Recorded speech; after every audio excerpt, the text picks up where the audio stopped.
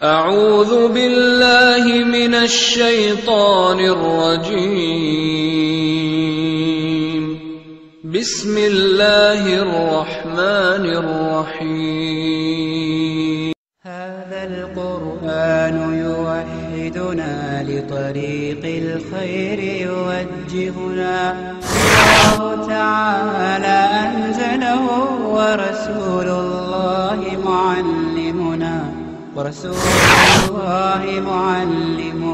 هذا القرآن يوحدنا لطريق الخير يوجهنا الله تعالى أنزله ورسول الله معلمنا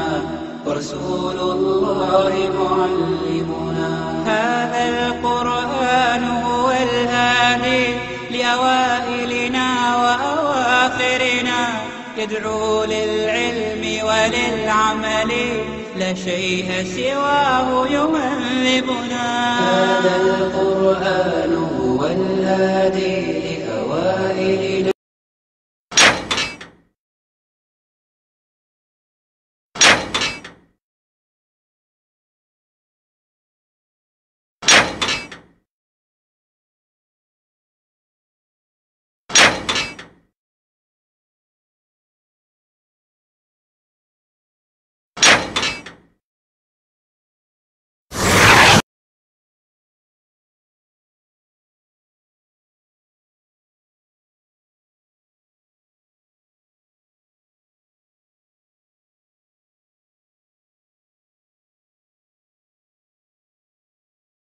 بسم اللہ الرحمن الرحیم.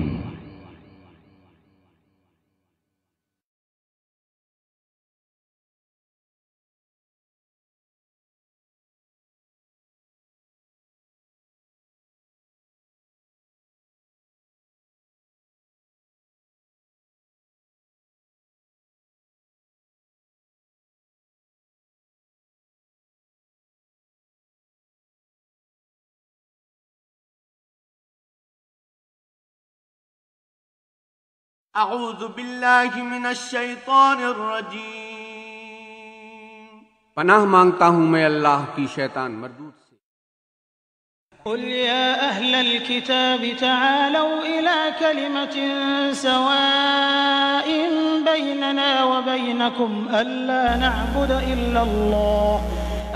نعبد إلا الله ولا نشرك به شيئا ولا يتخذ بعضنا بعضا أربابا من دون الله فإن تولوا فقولوا اشهدوا بأننا مسلمون. کہہ دو کہ اے اہل کتاب، جو بات ہمارے اور تمہارے دونوں کے درمیان یکساں تسلیم کی گئی ہے اس کی طرف آؤ. وہ یہ کہ خدا کے سوا ہم کسی کی عبادت نہ کریں اور اس کے ساتھ کسی چیز کو شریک نہ بنائیں، اور ہم میں کوئی کسی کو خدا کے سوا اپنا کارساز نہ سمجھے. اگر یہ لوگ اس بات کو نہ مانیں تو ان سے کہہ دو کہ تم گواہ رہو کہ ہم خدا کے فرمانبردار ہیں. يا أهل الكتاب لم تحاجون في إبراهيم وما أنزلت التوراة والإنجيل إلا من بعده أفلا تعقلون. اے اہل کتاب، تم ابراہیم کے بارے میں کیوں جھگڑتے ہو حالانکہ تورات اور انجیل ان کے بعد اتری ہیں اور وہ پہلے ہو چکے، تو کیا تم السلام علیکم ورحمۃ اللہ وبرکاتہ. الحمد للہ رب العالمین والصلاة والسلام على سيدنا وحبيبنا وقرة أعيننا محمد بن عبد الله وعلى آله وصحبه أجمعين. أما بعد، أعوذ بالله من الشيطان الرجيم. اليوم أكملت لكم دينكم وأتممت عليكم نعمتي ورضيت لكم الإسلام دينا.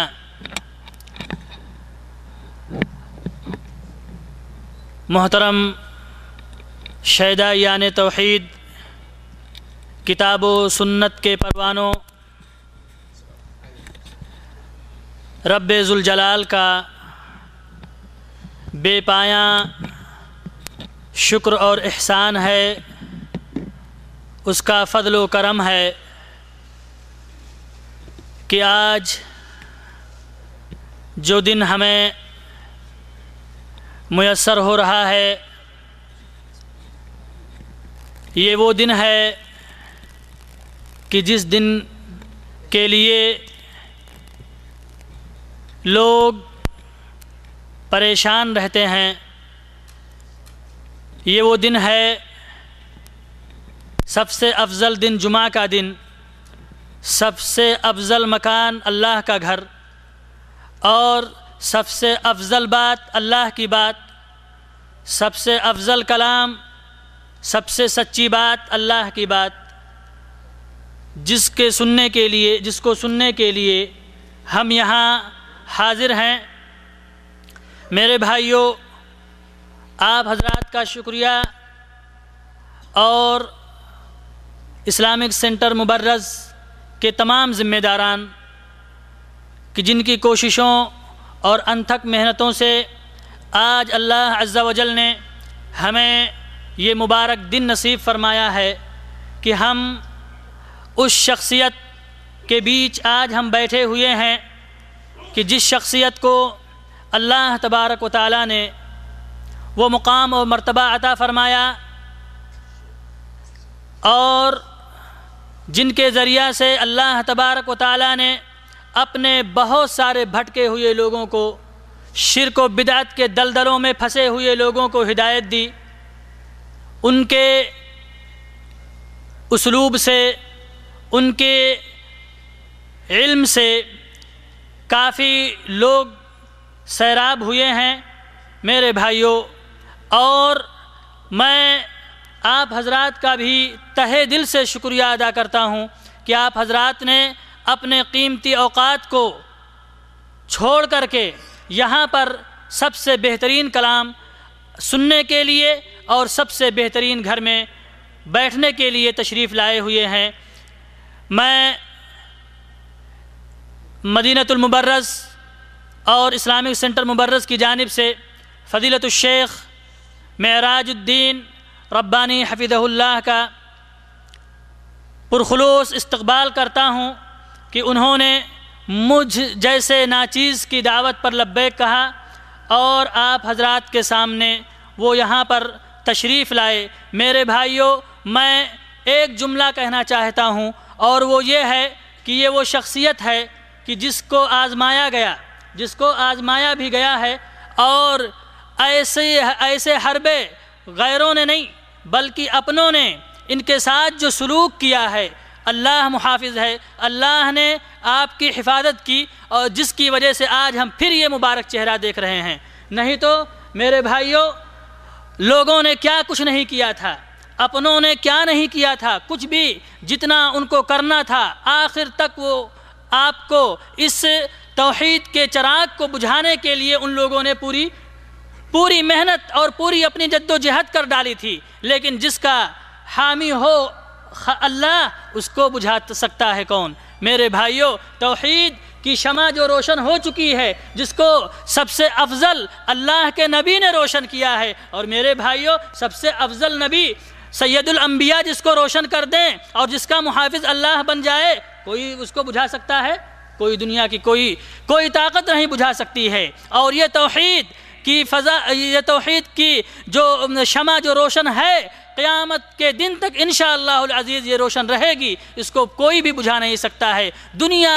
دنیا اپنی پوری طاقت استعمال کر سکتی ہے، لیکن جس کے ساتھ اللہ ہے، اللہ سب سے بڑا ہے۔ میرے بھائیوں، کوئی اس کو نقصان نہیں پہنچا سکتا ہے، اور یہی وجہ ہے کہ ہم نے دوبارہ اس توحید کے اس ملک نے دوبارہ فضیلت الشیخ کا استقبال کیا، اور اللہ رب العالمین نے ہمیں وہ دن نصیب فرمایا کہ ہم نے پھر اسی بلد توحید میں دوبارہ اپنے شیخ کو پھر دیکھ رہے ہیں۔ نہیں تو لوگ تو چاہتے تھے کہ اب پھر وہ دوبارہ یہاں نہ آ سکیں، کیونکہ یہیں سے ہمارے شیخ کی دعوت اور ان کا مشن یہیں سے پروان چڑھا ہے، اس لیے ان کی انتھک کوشش تھی کہ وہ یہاں دوبارہ نہ آ سکیں۔ سب سے پہلے میرے بھائیوں، اس آزمائش کے بعد اس شہر میں، آپ کے شہر میں، مدینۃ المبرز میں آئے ہوئے ہیں آزمائش کے بعد سب سے پہلی مرتبہ۔ اس لیے ہم آپ حضرات سے گزارش کریں گے کہ میرے بھائیوں ان کے بیان کو سنجیدگی کے ساتھ اور ایمانی جذبے کے ساتھ سنیں، ایمانی جذبے کے ساتھ سنیں، تاکہ ہم یہاں سے کچھ لے کر کے جائیں۔ میں بہت زیادہ شیخ کے درمیان حائل ہونا نہیں چاہتا ہوں، بلکہ میں یہ وضاحت کر دوں جو موضوع آج رکھا گیا ہے وہ موضوع بھی انہی دلدلوں میں پھنسے ہوئے لوگوں کو نکالنے کے لیے جو بدعت کو جو ہم نے دین سمجھ لیا ہے، جو بدعت کو ہم نے دین سمجھ لیا ہے اور اسی کے پرچار کر رہے ہیں، اسی دین کا پرچار، اور صحیح دین کو چھپا دیا گیا ہے، اور یہی چھپانے والے لوگ مخالف ہیں۔ اس لیے میرے بھائیوں ہم نے جو موضوع رکھا ہے، اسلامک سینٹر مبرز نے جو عنوان منتخب کیا ہے وہ ہے ماہ رجب بدعات و خرافات کے گھیرے میں۔ میں فضیلت الشیخ اپنے عظیم اور محترم مہمان جناب سید معراج ربانی حفظہ اللہ سے میں گزارش کروں گا کہ وہ اسٹیج پر تشریف لائیں اور آپ حضرات کے سامنے کتاب و سنت کی روشنی میں موضوع کی وضاحت کریں۔ والسلام علیکم ورحمۃ اللہ وبرکاتہ۔ السلام علیکم ورحمۃ اللہ وبرکاتہ۔ الحمد للہ نحمده ونستعینه ونستغفره ونؤمن به ونتوکل علیہ ونعوذ باللہ من شرور انفسنا ومن سیئات اعمالنا من يهده الله فلا مضل له ومن يضلل فلا هادي له واشهد ان لا اله الا الله واشهد ان محمدا عبده ورسوله اما بعد فان خير الحديث كتاب الله وخير الهدي هدي محمد صلى الله عليه وسلم وشر الامور محدثاتها وكل محدثة بدعة وكل بدعة ضلالة وكل ضلالة في النار۔ قال الله تبارك وتعالى في كلامه المجيد: أعوذ بالله السميع العليم من الشيطان الرجيم، بسم الله الرحمن الرحيم، يا أيها الذين آمنوا اتقوا الله حق تقاته ولا تموتن إلا وأنتم مسلمون واعتصموا بحبل الله جميعا ولا تفرقوا۔ وقال تعالى في مقام آخر: لقد كان لكم في رسول الله أسوة حسنة۔ وقال تعالى: وما آتاكم الرسول فخذوه وما نهاكم عنه فانتهوا۔ وقال تعالى في مقام آخر: اتبعوا ما أنزل إليكم من ربكم ولا تتبعوا من دونه أولياء۔ اللهم صل على محمد وعلى آل محمد كما صليت على إبراهيم وعلى آل إبراهيم إنك حميد مجيد۔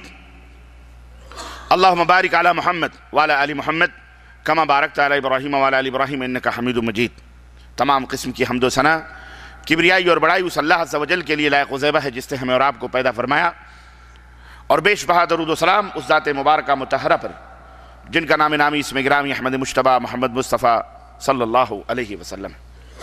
معزز علماء کرام، حاضرین عظام، سامعین کرام، نوجوان دوستوں، بزرگوں اور بھائیوں، آج بتاریخ 15 رجب المرجب 1432 مطابق 17 جون سن 2011 عیسوی کے اس پروگرام میں جو اسلامک دعوت سینٹر مبرز الاحصاء والحفوف کے اس جامع مسجد کے اندر منعقد ہوا ہے، میں اس پروگرام میں اللہ عز و جل کے شکریے اور اس کے امتنان کے بعد اور اس کے حمد کے بعد اور صلات کے بعد میں دعوت سینٹر کے مدیر محترم اراکین کا تہ دل سے شکریہ ادا کرتا ہوں، اور اس جامع مسجد کے امام کا بھی شکریہ ادا کرتا ہوں جنہوں نے یہ حسین موقع ہمیں عنایت فرمایا اور یہ دیا کہ میں اپنے بھائیوں کے یہ روشن چہرے ایک دفعہ پھر دیکھ رہا ہوں۔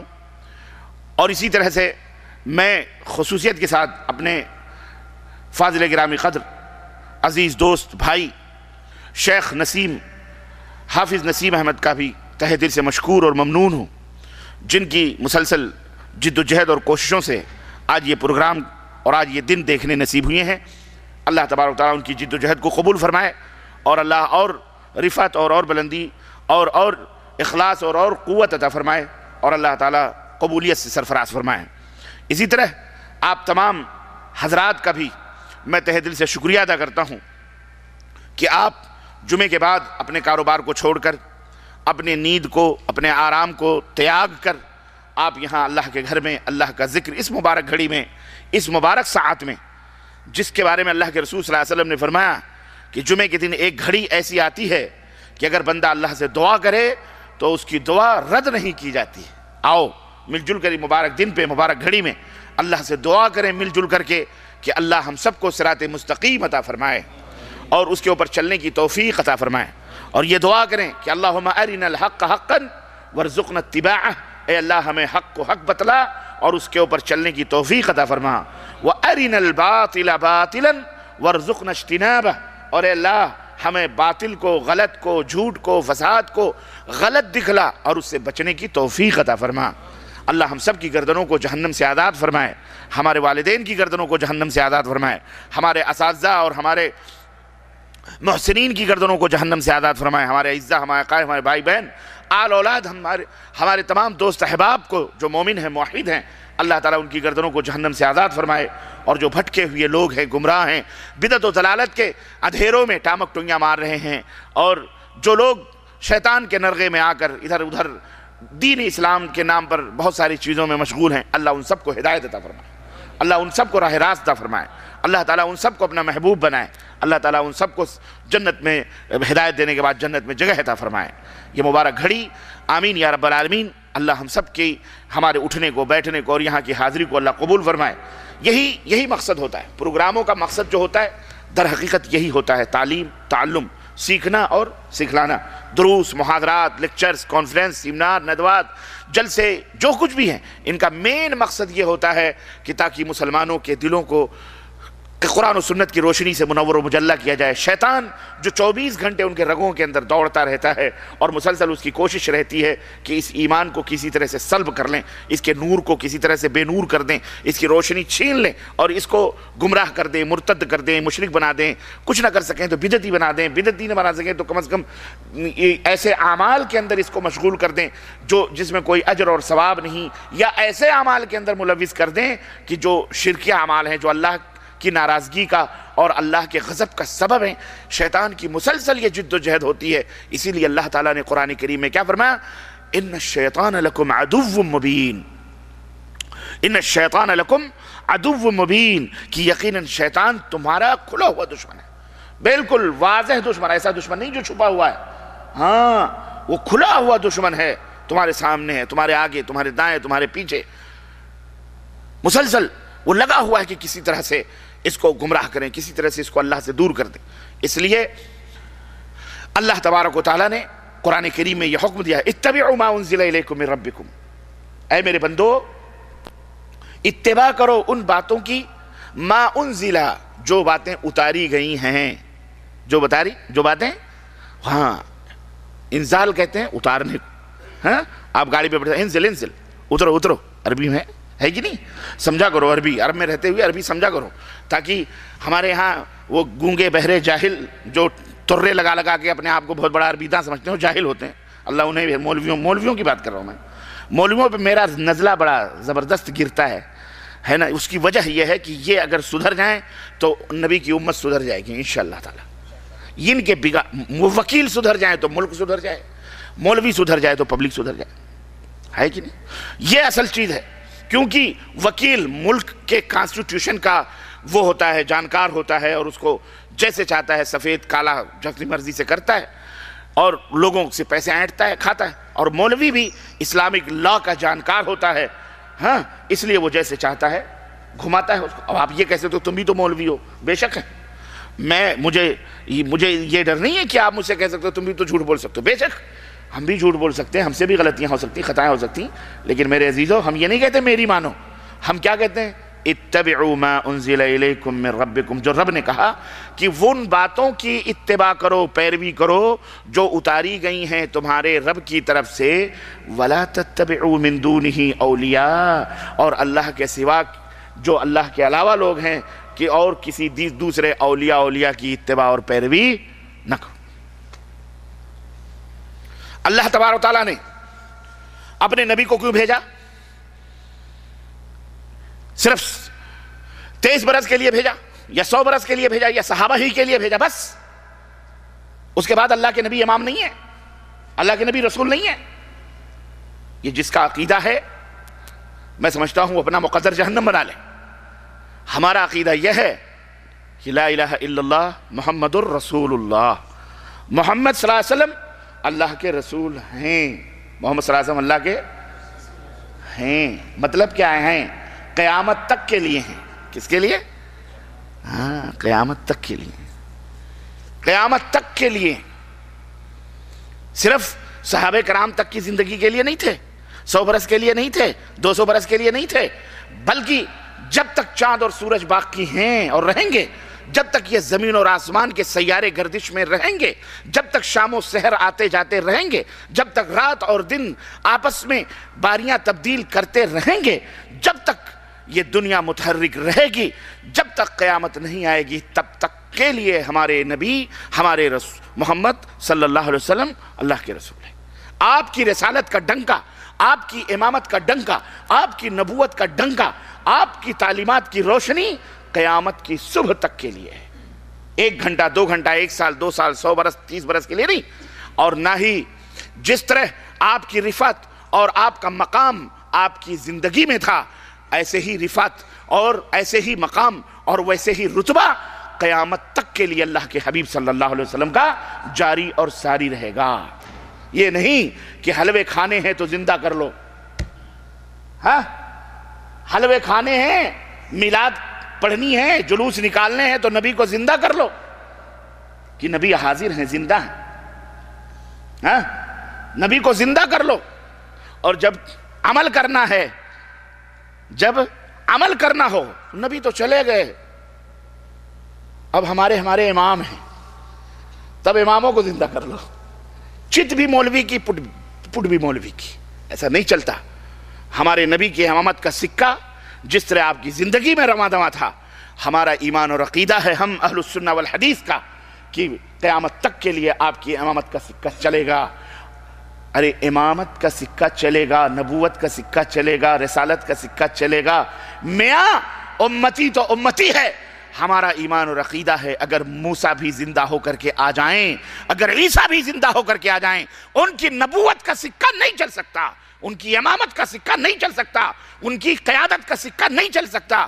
چلے گا امامت اور نبوت اور رسالت کا سکہ چلے گا تو پیغمبر اسلام خاتم النبیین حضرت محمد الرسول اللہ صلی اللہ علیہ وسلم کا سکہ چلے گا۔ یہ ہمارا ایمان ہے۔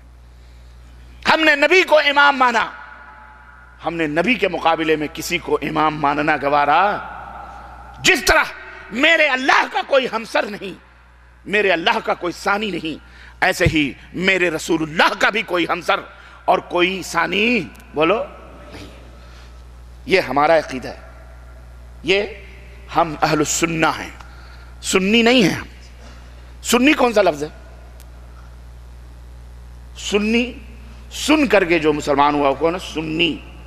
بس سن کا سنی، سن سے ہی سنی بنتا ہے۔ نام بھی رکھا تو غلط رکھا، اور توفیق اللہ کیسے دے غلط والوں کو؟ اللہ سچے لوگوں کو ہدایت دیتا ہے۔ ہدی للناس، اللہ تعالیٰ قرآن لام میم ذالک الکتاب لا ریب فیہ ہدی للمتقین، جو اللہ کا خوف رکھیں گے انہی کو ہدایت ملتی ہے۔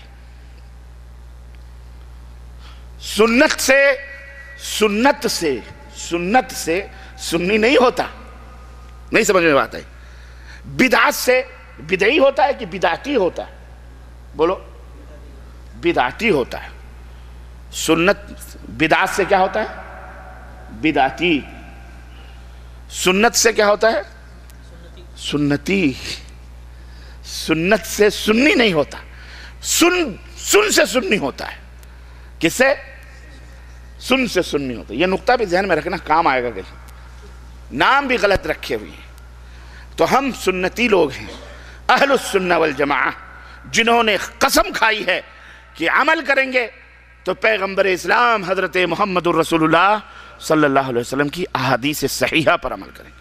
ہمیں لاؤ، کوئی جھگڑا نہیں، کوئی اختلاف نہیں، کوئی فساد نہیں۔ رجب المرجب کا مہینہ ہے،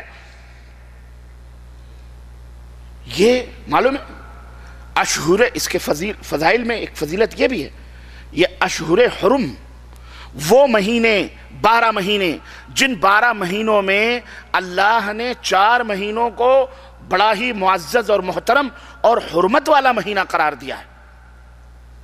حرام مہینوں میں، یعنی جس کے اندر جنگ کرنا، لڑائی کرنا، گالی، یہ جو سب ہر وقت حرام ہے، لیکن بالخصوص خصوصیت کے ساتھ ان 4 مہینوں کو اللہ تعالیٰ نے خصوصیت عطا فرمائی ہے کہ جھوٹ بولنا، چوری کرنا، چکاری کرنا، بدماشی کرنا، غیبت کرنا، چغلی کرنا، مار پیٹ کرنا، لڑائی کرنا، فتنہ کرنا، فساد کرنا، یہ 4 مہینے وہ تھے کہ کفار و مشرکین بھی اس کی قدر کرتے تھے۔ 3 مہینے مسلسل ہیں، ذی قعدہ، ذی الحجہ اور محرم الحرام، یہ 3 مہینے۔ اور چوتھا مہینہ کون سا مہینہ ہے؟ رجب کا مہینہ ہے، اتنا مقدس، اتنا معتبر، اتنا معزز مہینہ، لیکن شیطان، اللہ اس کے اوپر لعنت ہو کروڑا کروڑ، بولو آمین۔ شیطان کے اوپر تو لعنت بھیجا کرو، اعوذ باللہ کہا کرو، ہاں اللہ کی لعنت ہو اس خبیث کے اوپر کہ اس نے اپنے ساتھی، اپنے دوست ایسے پیدا کر لیے کہ اس مہینے میں بھی لوگوں نے ایسی ایسی بدعتیں ایجاد کر لیں، ایسے ایسے عقیدے اختیار کر لیے، ایسے ایسے اعمال گڑھ لیے کہ علامہ والحفیظ۔ رجب شروع ہوتا ہے جناب علی، رجب کے پہلے ہی ہفتے میں مردوں کی عید منائی جاتی ہے، سمجھ جاؤ، ہے نا، پہلے ہی ہفتے میں جناب علی عرس اور میلے کی ابتدا اور آغاز ہو جاتی ہے ہمارے ملکوں میں، ہندوستان ہوگی، پاکستان، اور وہ دھما چوکڑی منائی جاتی ہے کہ آپ حضرات اس سے واقف نہیں ہیں۔ قبروں کو دھویا جاتا ہے، کنٹنوں کیوڑوں سے، گلاب سے چادریں چڑھائی جاتی ہے، حکومت کی، فلاں کی، ڈھکاں کی، فلانے وزیر کی، فلانے منسٹر کی، فلانے امیر کی چادر جا رہی ہے اور وہاں چڑھائی جاتی ہے، قوالیاں، ڈھونگ دھتورے، جو کچھ بھی ہوتا ہے، آغاز ہی سے ابتدا ہو جاتی ہے، اس کی شروعات ہو جاتی ہے بدعت سے۔ اور اس کے بعد جناب علی 22 رجب آتا ہے تو کنڈے بھرے جاتے ہیں، معلوم ہے آپ کو، رجب کے کنڈے، 22 رجب آتی ہے تو کنڈے بھرے جاتے ہیں۔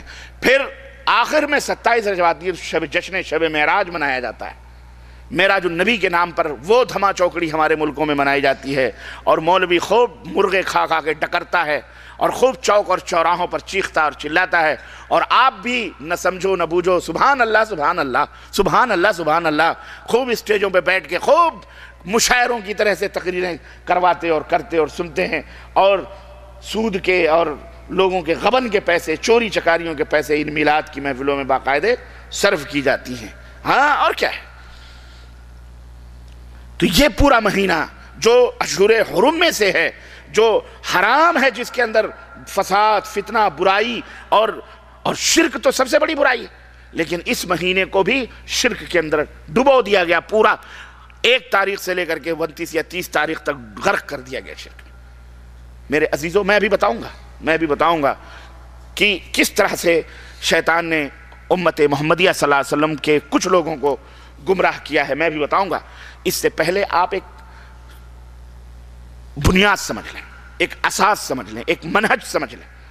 جب آپ وہ منہج سمجھ جائیں گے، اسلام کا جو منہج ہے، جو اس کی بنیاد ہے، تو انشاءاللہ تبارک و تعالی بہت ساری باتیں آپ کے لیے آسان ہو جائیں گی۔ موقع زندگی میں بار بار نہیں آتے، اللہ نے یہ حسین موقع عطا فرمایا ہے، آپ کے بیچ میں ہم بیٹھے ہیں، علماء بیٹھے ہیں الحمدللہ، اور اس کے بعد سوال و جواب کا بھی موقع ہوگا، اور آپ سوال کے ذریعے سے اپنے شکوک اور شبہات اور جو ڈاؤٹس ہیں اسے رفع بھی کر سکتے ہیں، ختم بھی کر سکتے ہیں۔ پہلے کچھ اساس سمجھ لیں، بنیاد سمجھ لیں کہ آپ جو مسلمان ہیں تو ایک مسلمان کے لیے کیا ضروری ہے، راہ حق کو پانے کے لیے کیا اساس ہے، کیا منہج ہے، کیا بنیاد ہے، کیسے آپ حق اور باطل کے درمیان فرق کر سکتے ہیں۔ آپ مارکیٹ میں جاتے ہیں، آپ کا دوست پڑھا لکھا ہے، کہتے بھائی میرے ساتھ چلو، مجھے یہ سامان خریدنا ہے۔ دوست نے کہا یار مجھے فرصت نہیں ہے، آپ ہی چلے جاؤ۔ بولے یار مجھے پڑھنا لکھنا ہے، یار میں کیا کروں، میں کیسے سمجھوں گا کہ یہ مال میڈ ان چائنا ہے، یہ مال میڈ ان جاپان ہے، یہ میڈ ان تائیوان ہے۔ اگر وہ آپ کی مدد کرتا ہے، آپ کے ساتھ جاتا ہے، تو آپ بخوشی جا کر کے سامان اوریجنل پڑھ لکھ کر کے لے آتے ہیں۔ لیکن اگر آپ کو نہیں معلوم ہے تو وہ نشانی بتائے گا، ایسا ہے، ایسا کرنا، ویسا کرنا، فلاں سے پوچھ لینا، ڈھکاں سے پوچھ لینا، اس کی تحقیق کر لینا، ایسے نہیں جانا، کیونکہ چائنا نے پوری مارکیٹ کے اوپر قبضہ کیا ہوا ہے اور علم گلم مال ڈال کے جاپان کے ساتھ مکس کر کے بیچ رہے ہیں، لوگ فراڈ کر رہے ہیں۔ تو آپ ہر چیز میں ہاتھ ڈالتے ہوئے ڈرو گے کہ نہیں ڈرو گے؟ خریدتے ہوئے ڈرو گے، یار پتہ نہیں دھوکہ دے ہے کہ نہیں؟ اب آپ نے دیکھا کہ ایک بڑا ہی آدمی داڑھی اوڑی رکھے ہوئے، پگڑی اگڑی باندھے ہوئے، ہاتھ میں تسبیح وسبیح، نماز کے گھٹے وٹے پیشانیوں بنے ہوئے بیٹھا ہوا دکان کے اوپر۔ آپ نے کہا بھائی یہ آدمی تو بڑا پاک باز لگ رہا ہے۔ گئے اور آپ نے کہا کہ حضرت مجھے ایک ٹیپ ریکارڈ چاہیے، ایک موبائل چاہیے، میڈ ان چائنا نہیں، میڈ ان جاپان چاہیے۔ اب اس نے اٹھا کر کے وہ مال دے دیا، کہا بیٹا یہ لے کے جا، یہ بہت ہی معتبر مال ہے، میڈ ان جاپان ہے، آپ پڑھنا لکھنا نہیں جانتے یا آپ جانتے ہیں، دونوں شکلیں ہیں، اگر آپ جانتے ہیں تو ایسے ہی لے لیں گے اٹھا کر کے جیب میں ڈال لیں گے، یا باقاعدہ اس کو دیکھیں گے کہ چچا کہاں لکھا ہوا ہے اس میں میڈ ان جاپان، کہیں لکھا ہوا تو کچھ نظر نہیں آ رہا ہے نا، تو اگر لکھا ہوا تو وہ اگر معتبر ہے کہے گا دیکھو یہاں بیٹا یہاں لکھا ہوا میڈ ان جاپان، بھلے اس وقت آپ کو پڑھنا نہ آئے لیکن اتنی جرات کے ساتھ وہ بول رہا ہے تو آپ مان لو گے ہاں یار چلو صحیح ہے. پھر بھی آپ کے دل کے اندر شکوک و شبہات رہیں گے، آپ کہیں گے اچھا چاچا اگر یہ میڈ ان جاپان ہے میں لے کے جا رہا ہوں، اگر ہوگا تو رکھ لوں گا، نہیں ہوگا تو میں 1 گھنٹے میں یا کل میں واپس کر سکتا ہوں. ہاں کوئی بات نہیں، جاؤ واپس کر دینا، کوئی مسئلہ نہیں. جاؤ آپ آئے، آپ کے دوست کو آپ نے دکھایا کہ میڈ ان جاپان، اس نے کہا ہاں یار میڈ ان جاپان لکھا ہے، خلاص اوکے صحیح. لیکن اگر اس نے یہ کہہ دیا یار اس پہ میڈ ان چائنا لکھا، تیرے کو الو بنایا، اس چاچا نے تیرے کو کیا بنایا؟ اب بتائیں آپ کی نظر میں اس کی تسبیح، اس کی نماز کا گھٹا، اس کا بظاہر وہ ترا، وہ ٹوپی، وہ امامہ، وہ پگڑی، وہ اس کا لباس، آپ کی نظر میں کیا حیثیت ہوگی اس کی؟ آپ خود صبح آپ کو سفر کرنا ہے اور اس نے آپ کو الو بنا دیا کیونکہ آپ نے اپنی آنکھوں سے دیکھ لیا، دوست نے آپ کو بتا دیا یہ میڈ ان چائنا لکھا ہوا ہے، میڈ ان جاپان نہیں لکھا ہے. آپ پہنچ کر کے آپ کو اتنا غصہ آئے گا کہ پکڑ کر کے اس کو فوراً 2-3 جھاپڑ دے دینا، یا پکڑ کر کے اس کو اٹھا دے، کہہ دینا مردود آدمی یہ پگڑ باندھ کے دھوکہ دے رہا ہے تم. کہو گے کہ نہیں کہو گے؟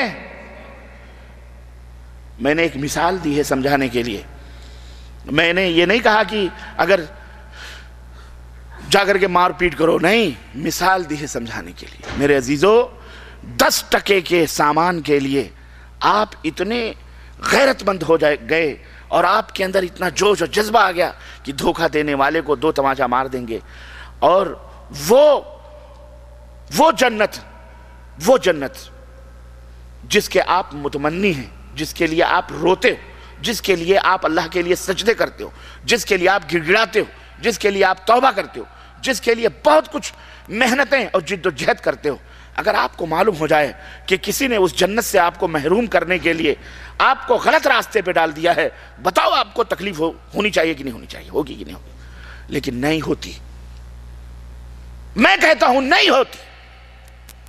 کیوں؟ شیطان نے آپ کے دماغوں میں یہ بھی ایک بات ڈال رکھی ہے، اگر یہ بات کہتا ہے تو وہ بھی تو مولوی ہے، وہ بھی تو عالم ہے، وہ بھی تو ہمارے باپ داداؤں سے چلا آ رہا ہے. تیرے باپ کو دیکھ، تیرے دادا کو دیکھ، تیرے پر دادا کو دیکھ، ارے وہ سب جہنم میں چلے جائیں گے، تو ہی ایک جنتی ہے. نئے مولوی ہے، نئے مسئلہ، نئے فتوے. شیطان نے یہ ٹگر پہ ڈال دیا. اب وہاں آپ کی نظر میں دنیا کی وقت آخرت کے مقابلے میں زیادہ ہو گئی. آپ نے دنیا کمانے کے لیے 10 ٹکے کے لیے تو آپ نے بڑا پورا جوش جذبہ لگا دیا، لیکن آخرت کے لیے آپ کو شیطان نے تھپکیاں دے کے سلا دیا. نہیں میرے عزیزو، ایسا نہیں ہونا چاہیے، بلکہ والآخرۃ خیر لکم، آخرت تمہارے لیے بہت ہی بہتر ہے. اگر تمہیں علم ہو تو آخرت تمہارے لیے سب سے قیمتی ہے. یہ اللہ رب العزت نے جو زندگی دی ہے، یہ زندگی کسی بھی طرح سے گزر جائے گی. چاہے فریج کا پانی پیو، چاہے مٹکے کا پانی پیو، چاہے کنویں کا پانی پیو، چاہے نل کا جو ہے پائپ کا پانی پیو، چاہے آپ گڈھے اور تالاب کا پانی پیو. زندگی گزارنے والے گزار لیتے ہیں مختلف نو طریقے سے. کوئی بلڈنگوں میں رہتا ہے، کوئی محلوں میں رہتا ہے، کوئی ایسیوں میں رہتا ہے، کوئی ہاتھوں سے پنکھے جھل کر، کوئی پتوں سے جھل کر کے اپنی صحت کو برقرار رکھتا ہے یا اپنی زندگی گزار لیتا ہے. یہ دنیا مختلف انداز سے گزر جاتی ہے، گزر جائے گی. لیکن یاد رکھو آخرت میں صرف دو ہی راستے ہیں بس، یا تو عیش و عشرت کی زندگی ہوگی اور یا تو دکھوں سے بھری ہوئی زندگی ہوگی. وہاں تیسری زندگی کا کوئی تصور نہیں.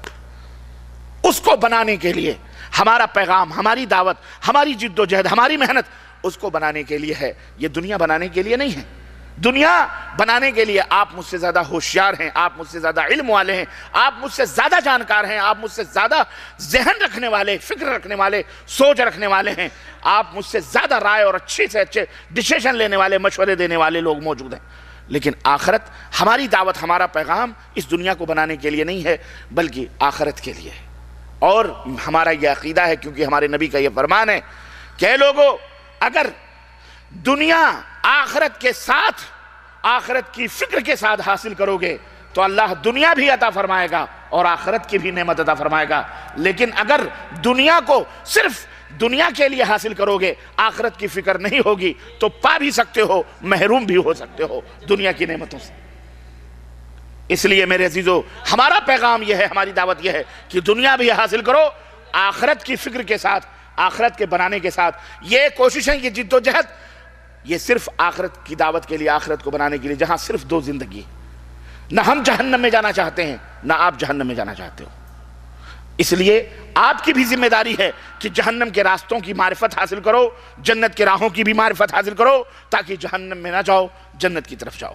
آپ کی بھی ذمہ داری ہے کہ صرف میری باتوں پہ بھروسہ مت کرو، بلکہ اس کی تحقیق کرو، جستجو کرو، ایک نہیں 10 سے پوچھو، کیونکہ آپ کی قیمتی شے جنت ہے جسے آپ حاصل کرنا چاہتے ہیں. ما لا عین رأت ولا اذن سمعت ولا خطر علی قلب بشر، وہ نعمت عظیم، وہ نعمت عظمی جن کے بارے میں اللہ نے فرمایا کہ نہ کسی آنکھ نے دیکھا، نہ کسی کان نے سنا، نہ کسی دل، بشر کے دل پر اس کا کبھی خطرہ گزر بھی ہو سکتا، تصور نہیں کر سکتا.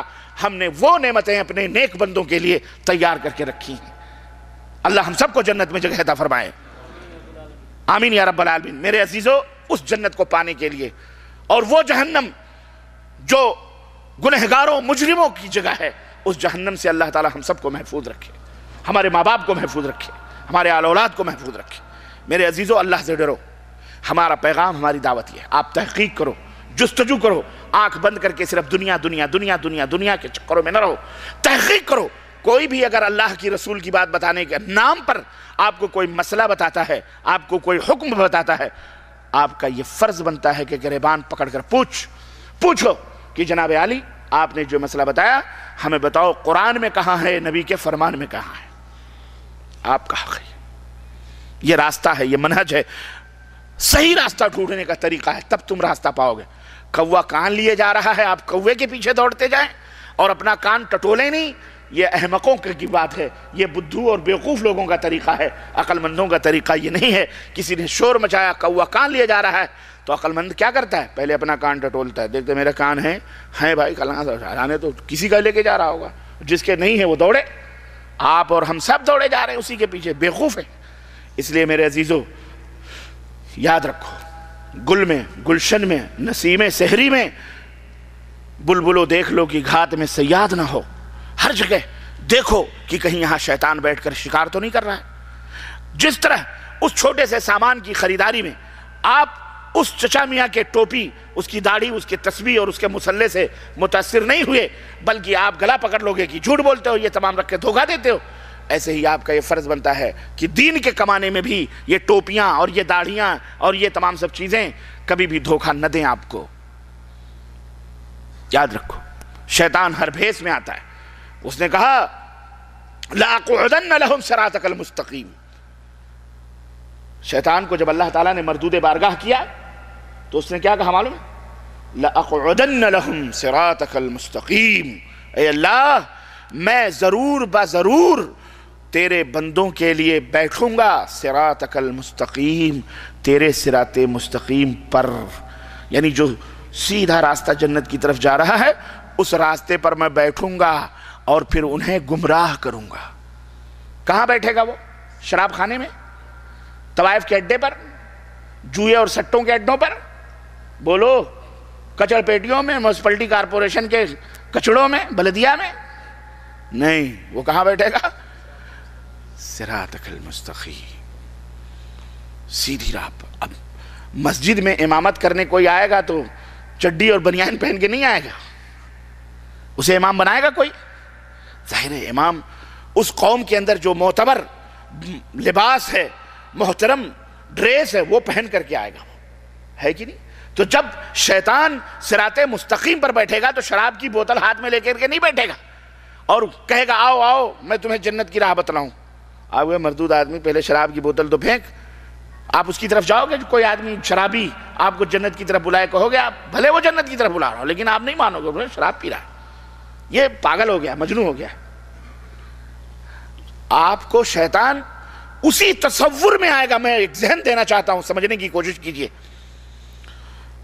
جو تصور آپ کے جو سانچہ اور جو نمونہ آپ کے دماغ میں ایک معتبر اور مقدس شخصیت کا ہے، اسی سانچے اور اسی شکل و صورت، اسی شباہت میں اور اسی انداز میں شیطان آپ کے پاس آئے گا اور آپ کو گمراہ کرنے کی کوشش کرے گا۔ کرسچن بن کے نہیں آئے گا، یہودی بن کے نہیں آئے گا، غیر مسلم بن کے نہیں آئے گا، بلکہ اسی سانچے میں آئے گا جو آپ کے دماغ میں ایک معتبر اور مقدس آدمی کی شکل و صورت ہوتی ہے یا ہونی چاہیے، تب آپ کو گمراہ کر پائے گا۔ ورنہ شراب لے کر کے جوا سٹا کندھے پہ لٹکائے وہ شخص وہ شیطان آپ کو گمراہ نہیں کر سکتا، اور پھر وہ صراط مستقیم پر بیٹھے گا تو فحاشی، بدکاری، بے حیائی لے کر کے نہیں بیٹھے گا، بلکہ بہت اچھی چیزیں لے کر کے بیٹھ کر کے آپ کو گمراہ کرے گا۔ اس لیے یہ وارننگ ہے آپ کے لیے کہ کوئی بھی عمل کرو تو اس سے پہلے یہ دیکھو، یہ سوچ لو کہ اس کے اوپر مدینے والے کی مہر ہے یا نہیں ہے۔ آسان لفظوں میں وَمَا آتَاكُمُ الرَّسُولُ فَخُذُوهُ وَمَا نَهَاكُمْ عَنْهُ فَانْتَهُوا، رسول جس بات کا تمہیں حکم دیں وہ لے لو، اور جس بات سے منع کریں اس سے بولو ہاں رک جاؤ۔ اللہ نے فرمایا لَقَدْ كَانَ لَكُمْ فِي رَسُولِ اللَّهِ أُسْوَةٌ حَسَنَةٌ، اے لوگو تمہارے لیے نبی کی زندگی بہترین نمونہ ہے، آئیڈیل ہے، اسوہ ہے، قدوہ ہے تمہارے لیے۔ یعنی اب تمہیں سمرنا ہے، سجنا ہے، مجھے راضی کرنا ہے، خوش کرنا ہے، میرا قرب حاصل کرنا ہے، جنت میں آنا ہے، تو پیغمبر نمونہ بن کے جا رہے ہیں، رسول سیمپل بن کے جا رہے ہیں، رسول آئیڈیل بن کے جا رہے ہیں۔ انہی کو دیکھو، انہی کی سیرت پڑھو، انہی کو دیکھو، ان کی ٹرو کاپی بنو، ان کی کیا بنو؟ فوٹو کاپی بنو، ان کی ٹرو کاپی بنو۔ یہ نماز کیسے پڑھ رہے ہیں، یہ روزہ کیسے رکھ رہے ہیں، کیوں؟ اللہ کو سب سے زیادہ جاننے والے وہی ہیں، اللہ سے سب سے زیادہ ڈرنے والے وہی ہیں، اللہ کے احکام کو سب سے زیادہ جاننے والے وہی ہیں، مزاج الوہیت کو سمجھنے والے، مزاج الوہیت کو زیادہ تر مزاج رسالت ہی سمجھ پاتا ہے۔ تو اللہ کے مزاج کو، اللہ کی سوچ کو، اللہ کے احکام کو، اللہ کے اوامر کو، اللہ کے نواہی کو، اللہ کی مرضیات کو، اللہ کی چاہتوں کو، اللہ کی خواہشوں کو، اللہ کی رغبتوں کو، اللہ کی تمام مرادوں کو سمجھنے کے لیے رسول بھیجے جا رہے ہیں، پیغمبر بھیجے جا رہے ہیں، نبی بھیجے جا رہے ہیں، اور حکم دیا جا رہا ہے انہی کے پیچھے پیچھے چلو، یہ ان کی ٹرو کاپی بنو۔ یہ جیسا کہیں گے وَمَا آتَاكُمُ الرَّسُولُ فَخُذُوهُ، یہ جو بات کہہ رہے ہیں اس کو من وعن تسلیم کر لو، اور جن باتوں سے یہ منع کر رہے ہیں ان سے رک جاؤ۔ ان کی مخالفت کرو گے، ان کی زندگی میں بھی، ان کے مرنے کے بعد بھی، تو سنو، یاد رکھو تمہارا وَمَنْ يُشَاقِقِ الرَّسُولَ مِنْ بَعْدِ مَا تَبَيَّنَ لَهُ الْهُدَى وَيَتَّبِعْ غَيْرَ سَبِيلِ الْمُؤْمِنِينَ نُوَلِّهِ مَا تَوَلَّى وَنُصْلِهِ جَهَنَّمَ وَسَاءَتْ مَصِيرًا، کہ میرے رسول ہدایت جا رہے ہیں، اگر ان کی معصیت کر کے، ان کی مخالفت کر کے ایذا پہنچاؤ گے، تکلیف پہنچاؤ گے، اور جو مومنین کا راستہ ہے اسے چھوڑ کر کسی اور راستے پہ جاؤ گے، تو رب کیا کہہ رہا ہے؟ ہدایت واضح ہو چکی ہے، تمہیں بتلا دیا گیا ہے کہ قرآن کی آیات یہ ہیں، نبی کی روایات یہ ہیں، دونوں واضح کر دی گئی ہیں۔ اس کے بعد بھی مومنوں کے ان راستوں کو چھوڑ کر تم نے اپنی مرضی کا راستہ یا کسی کا بتلایا ہوا راستہ اپنایا ہوا ہے، تم نے خود سے بنا کر کے ان راستوں پہ چلنا شروع کیا ہے۔ رب فرما رہا ہے نُوَلِّهِ مَا تَوَلَّى، میں انہی راستوں پر ان کو ڈال دوں گا، وَنُصْلِهِ جہنم، اور اسی راستے سے ان کو جہنم میں ڈالوں گا، وَسَاءَتْ مَصِيرًا، اور جہنم کتنا برا ٹھکانہ ہے۔ سمجھ میں بات آ رہی کہ نہیں آ رہی؟ توجہ ہے کہ نہیں توجہ ہے؟ یہ شہادت گہے الفت میں قدم رکھنا ہے۔ لوگ آسان سمجھتے ہیں مسلمان ہونا، یاد رکھو اللہ کی ربوبیت کو تسلیم کر لینا، اللہ کی الوہیت کو تسلیم کر لینا، اللہ کے اسماء صفات کو تسلیم کر لینا، یہ ایمان کی علامت نہیں ہے، بلکہ ایمان کی علامت یہ بھی ہے کہ محمد الرسول اللہ صلی اللہ علیہ وسلم کی رسالت کو اسی طرح تسلیم کرو جس طرح رب کی عبادت، ربوبیت اور الوہیت اور اس کے اسماء و صفات کے اوپر تمہارا ایمان۔ جس طرح رب کی عبادت میں کوئی شریک نہیں ہو سکتا، کوئی ساجیدار نہیں ہو سکتا، کوئی پارٹنر نہیں ہو سکتا، ایسے میرے نبی کی رسالت میں بھی کوئی شریک ہو سکتا، ان کی امامت میں بھی کوئی پارٹنر نہیں کر سکتا، ان کا بھی کوئی ہمسر، ان کے بھی مقام اور رفعت کا کوئی ہو سکتا۔ اللہ رب نے تو وہ مقام عطا فرمایا ہے کہ یہی معراج کے مہینے میں، شب معراج میں، اللہ تبارک و تعالیٰ نے اپنے نبی کو امامت کبریٰ کا تاج عطا فرمایا۔ نبی کیا فرماتے ہیں کہ رات تھی معراج کی، آسمانوں سے گزرتے ہوئے، جنت اور جہنم کی سیر کرتے ہوئے، اپنے رب سے نماز کے فریضے لیتے ہوئے، ہدیے تحفے لیتے ہوئے، جب میں بیت المقدس میں پہنچتا ہوں وہاں دیکھتا ہوں کہ ایک جم غفیر ہے، مسجد کھچا کھچ بھری ہوئی ہے۔ میں نے کہا جبریل یہ کون لوگ ہیں؟ جبریل نے کہا اے اللہ کے نبی یہ انبیاء ہیں، یہ رسول ہیں، آدم سے لے کر کے عیسیٰ تک جتنے بھی انبیاء اور رسول اس دنیا کے اندر بھیجے گئے سب کے سب بیٹھے ہوئے ہیں۔ جبریل یہ کس کا انتظار کر رہے ہیں؟ یہ کیوں بیٹھے ہوئے ہیں؟ آقا فرماتے ہیں کہ جبریل نے کہا کہ یہ آپ کا انتظار کر رہے ہیں، آپ کا انتظار کر رہے ہیں، یہ نماز کا انتظار کر رہے ہیں۔ جبریل یہ نماز کیوں نہیں پڑھتے؟ ان کا امام کون ہے؟ میری زبان سے اتنے کلمے نکلنے تھے، جبریل نے میری باہیں پکڑی اور امامت کے مصلی پہ کھڑا کر دیا، کہا یہ امامت نہیں بلکہ آج ان سب کا ایک کیا امام تجھے کروانی ہے، تیرے سر پہ امامت کبریٰ کا تاج رکھا گیا، آیا تو بعد میں تھا لیکن تو سب کا امام بنا کر کے بھیجا گیا ہے۔ یہ مقام ہے، یہ رفعت ہے پیارے نبی حضرت محمد الرسول اللہ جسے اللہ نے امام بنایا ہو۔ ہم تم جس کو امام بنائے اس کی کیا ویلو اور اہمیت ہوتی ہے؟ تم نے بھی امام بنائے، تم نے بھی امام بنائے، اور ہم نے دیکھے کیسے کیسے امام بنا لیے تم نے۔ کس نے اتھارٹی دی تم کو امام بنانے کی؟ کس نے یہ حق دیا تم کو؟ کس نے یہ پاور دیا؟ اللہ جس کو امام بنائے وہ امام ہوتا ہے۔ بولو بولو، کس نے کہا تمہیں مذہب بنانے کے لیے؟ کیا اسلام تمہارے لیے کافی نہیں ہے؟ بولو، کیا اسلام تمہیں پسند نہیں آیا؟ ارے اسلام تو ایک دین ہے، ان الدین عند اللہ الاسلام۔ اللہ کا پسندیدہ دین کون سا دین ہے؟ اسلام۔ یہ تمہیں پسند کیوں نہیں آیا؟ کیوں شیطان کے چکروں میں آگے تم؟ کس نے اختلاف پیدا کیا امت کے اندر؟ کس نے اصلاح کے بعد فساد برپا کیا امت کے اندر؟ نبی نے اصلاح کی تھی امت کی، فسادیوں نے بعد میں آ کر کے فساد پیدا کر دیا۔ اب جب ہم اصلاح کی بات کرتے ہیں یہ فسادی کہتے ہیں، یہ فساد پیدا کرتے ہیں۔ ابتدا کس نے کری ہے؟ ہم نے کیا کہا؟ ہم نے کہا اگر سکہ چلے گا یا تو مدینے والے کا چلے گا یا عرش والے کا چلے گا، اور تیسرے کا سکہ چل سکتا تو ہم گستاخ رسول ہو گئے۔ اور آپ نے نبی کے مقابلے میں ایسے ایسے معصوم امام بنا کر کے کھڑے کر دیے۔ آپ سب سے بڑے اللہ اور اس کے رسول کے متبع پیروکار ہیں۔ واہ رے واہ، تلک اذن قسمۃ ضیزہ، یہ تو بہت ناانصافی کی بات ہے۔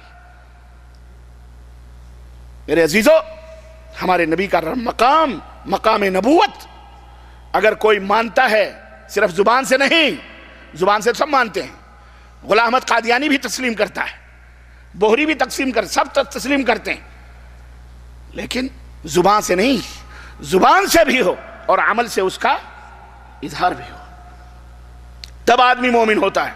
صرف زبان سے آپ کو ابا ابا آدمی بیٹا کہے اور آپ کے حکم کی فرما برداری نہ کرے تو آپ اسے بیٹا کہنے لیتے ہیں، دو تماچے مار کے لات مار کے بھگا دیں گے۔ مردود آدمی بیٹا بیٹا کہے، ابا ابا کہہ رہا ہے اور میرے حکم کی فرما برداری ہی نہیں کر رہا، آپ اسے تسلیم کرو گے؟ اس لیے یاد رکھو عمل سے زندگی بنتی ہے، جنت بھی جہنم بھی۔ یہ خاکی اپنی فطرت میں نہ نوری ہے نہ ناری ہے۔ اپنے ناموں کے آگے 1000 دفعہ نوری نوری لکھ لو، نوری نہیں ہو سکتے۔ آگ کو نوری نوری کہتے رہو تو آگ نوری نہیں ہو جائے گا، نہیں ہو جائے گی وہ، بلکہ وہ نار ہے تو نار ہی رہے گی، چھو کے دیکھو گے تو جلے گی، جلائے گی جسم جان۔ اس لیے میرے عزیزوں میرے دوستو، یہ منہج اگر تم نے محمد الرسول اللہ صلی اللہ علیہ وسلم کا کلمہ پڑھا ہے تو آپ کے اس مقام کو اسی طرح سے آپ کو اس مقام نبوت کو دینا پڑے گا جو انبیاء علیہ السلام نے دیا، جو صحابہ نے دیا، جو اللہ نے قرآن میں بخشا۔ اس مقام نبوت سے، رسالت و امامت سے آپ اسے ڈاؤن کرو گے تو تمہارا ایمان جائے گا، تم بے ایمان ہو جاؤ گے۔ لاکھ زبان سے عاشق عاشق، عشق عشق، محبت محبت کرتے رہو، کوئی فائدہ بولو نہیں پہنچے گا۔ دنیا میں 2 طرح کے اعمال آج انسان کرتا ہے۔ ایک کیٹیگری اعمال کرنے والوں کی وہ ہے جن کے اعمال قرآن و سنت کے مطابق ہیں، یعنی اس کے اوپر مکے اور مدینے کی مہر لگی ہے، اللہ نے قرآن میں جو نازل فرمایا وہ ہے، اور رسول اللہ صلی اللہ علیہ وسلم نے جو احادیث میں فرمایا وہ ہے، یعنی وہ سراپا، وہ پورا ٹوٹل مکمل عمل اللہ اور اس کے رسول کے فرمودات کے مطابق. ایک کچھ اعمال ایسے ہیں جو انسان کر رہا ہے، اور کچھ اعمال ایسے ہیں جو انسان کرتا ہے دنیا کے اندر، لیکن ان کا ادنا سا بھی تعلق، ذرا بھی تعلق نہ قرآن سے ہے نہ حدیث سے. ایسے اعمال بھی انسان کر رہا ہے، اسے دین سمجھ کر کے کر رہا ہے، اسے اسلام میں چسپا کر دیا گیا، چیگم کی طرح چپکا دیا گیا، جوڑ دیا گیا، اور یہ کہا گیا کہ یہ بھی اسلام ہے، جبکہ نہ وہ قرآن میں ہے نہ وہ حدیث میں ہے، بلکہ وہ سراسر بدعات اور منکرات ہیں. بھلے وہ ہماری نظروں میں اچھے اور خوبصورت نظر آتے ہیں. پہلے اعمال جو قرآن و سنت سے معتبر ہیں، مزین اور آراستہ ہیں قرآن و سنت کے دلائل سے، ان اعمال کے کرنے والوں کو جنت کی بشارت دی گئی ہے، اور بشارت دینے والے ہمارے اور آپ کے نبی حضرت محمد الرسول اللہ صلی اللہ علیہ وسلم. اللہ کے نبی نے فرمایا کل امتی يدخلون الجنہ الا من ابا. میری امت کا ہر شخص جنت میں داخل ہوگا سوائے اس کے جو انکار کرے. صحابہ نے کہا اے اللہ کے نبی بھلا کون انکار کرے گا جنت میں جانے سے؟ قال من اطاعنی دخل الجنہ، جس نے عمل کیا ان باتوں پر جس پر میری مہر لگی ہے، صحیح مہر لگی ہے، وہ جنت میں جائے گا. ومن عصانی فقد ابا، اور جس نے ان باتوں پر عمل کیا جس پر میری مہر نہیں لگی ہے، ہاں اس نے میری نافرمانی کری، وہ کہاں جائے گا؟ اس نے خود جنت میں جانے سے انکار کر دیا. تو بولو نبی کے مطیع فرما بردار بننا چاہتے ہو یا نبی کے نافرمان بننا چاہتے ہو؟ ٹرننگ پوائنٹ ہے جنت اور جہنم کی، یاد رکھو. بس ایک نگاہ پہ ٹھہرا ہے معاملہ دل کا، یہی ہے جنت اور جہنم. اللہ کے نبی نے فرمایا کہ جنت تمہارے جوتے کے نال سے بھی زیادہ قریب ہے، اور جہنم بھی اسی طرح ہے، تمہارے جوتے کی نال سے بھی زیادہ قریب ہے.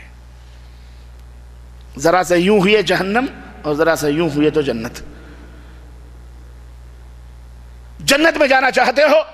میرے پیچھے نہیں، ان کے پیچھے نہیں، ان کے پیچھے نہیں، سب کے امام اعظم، سب کے قائد اعظم، مدنی تاجدار حضرت محمد الرسول اللہ صلی اللہ علیہ وسلم کے پیچھے چلو، جنت میں چلے جاؤ. اس میں کوئی شک ہے؟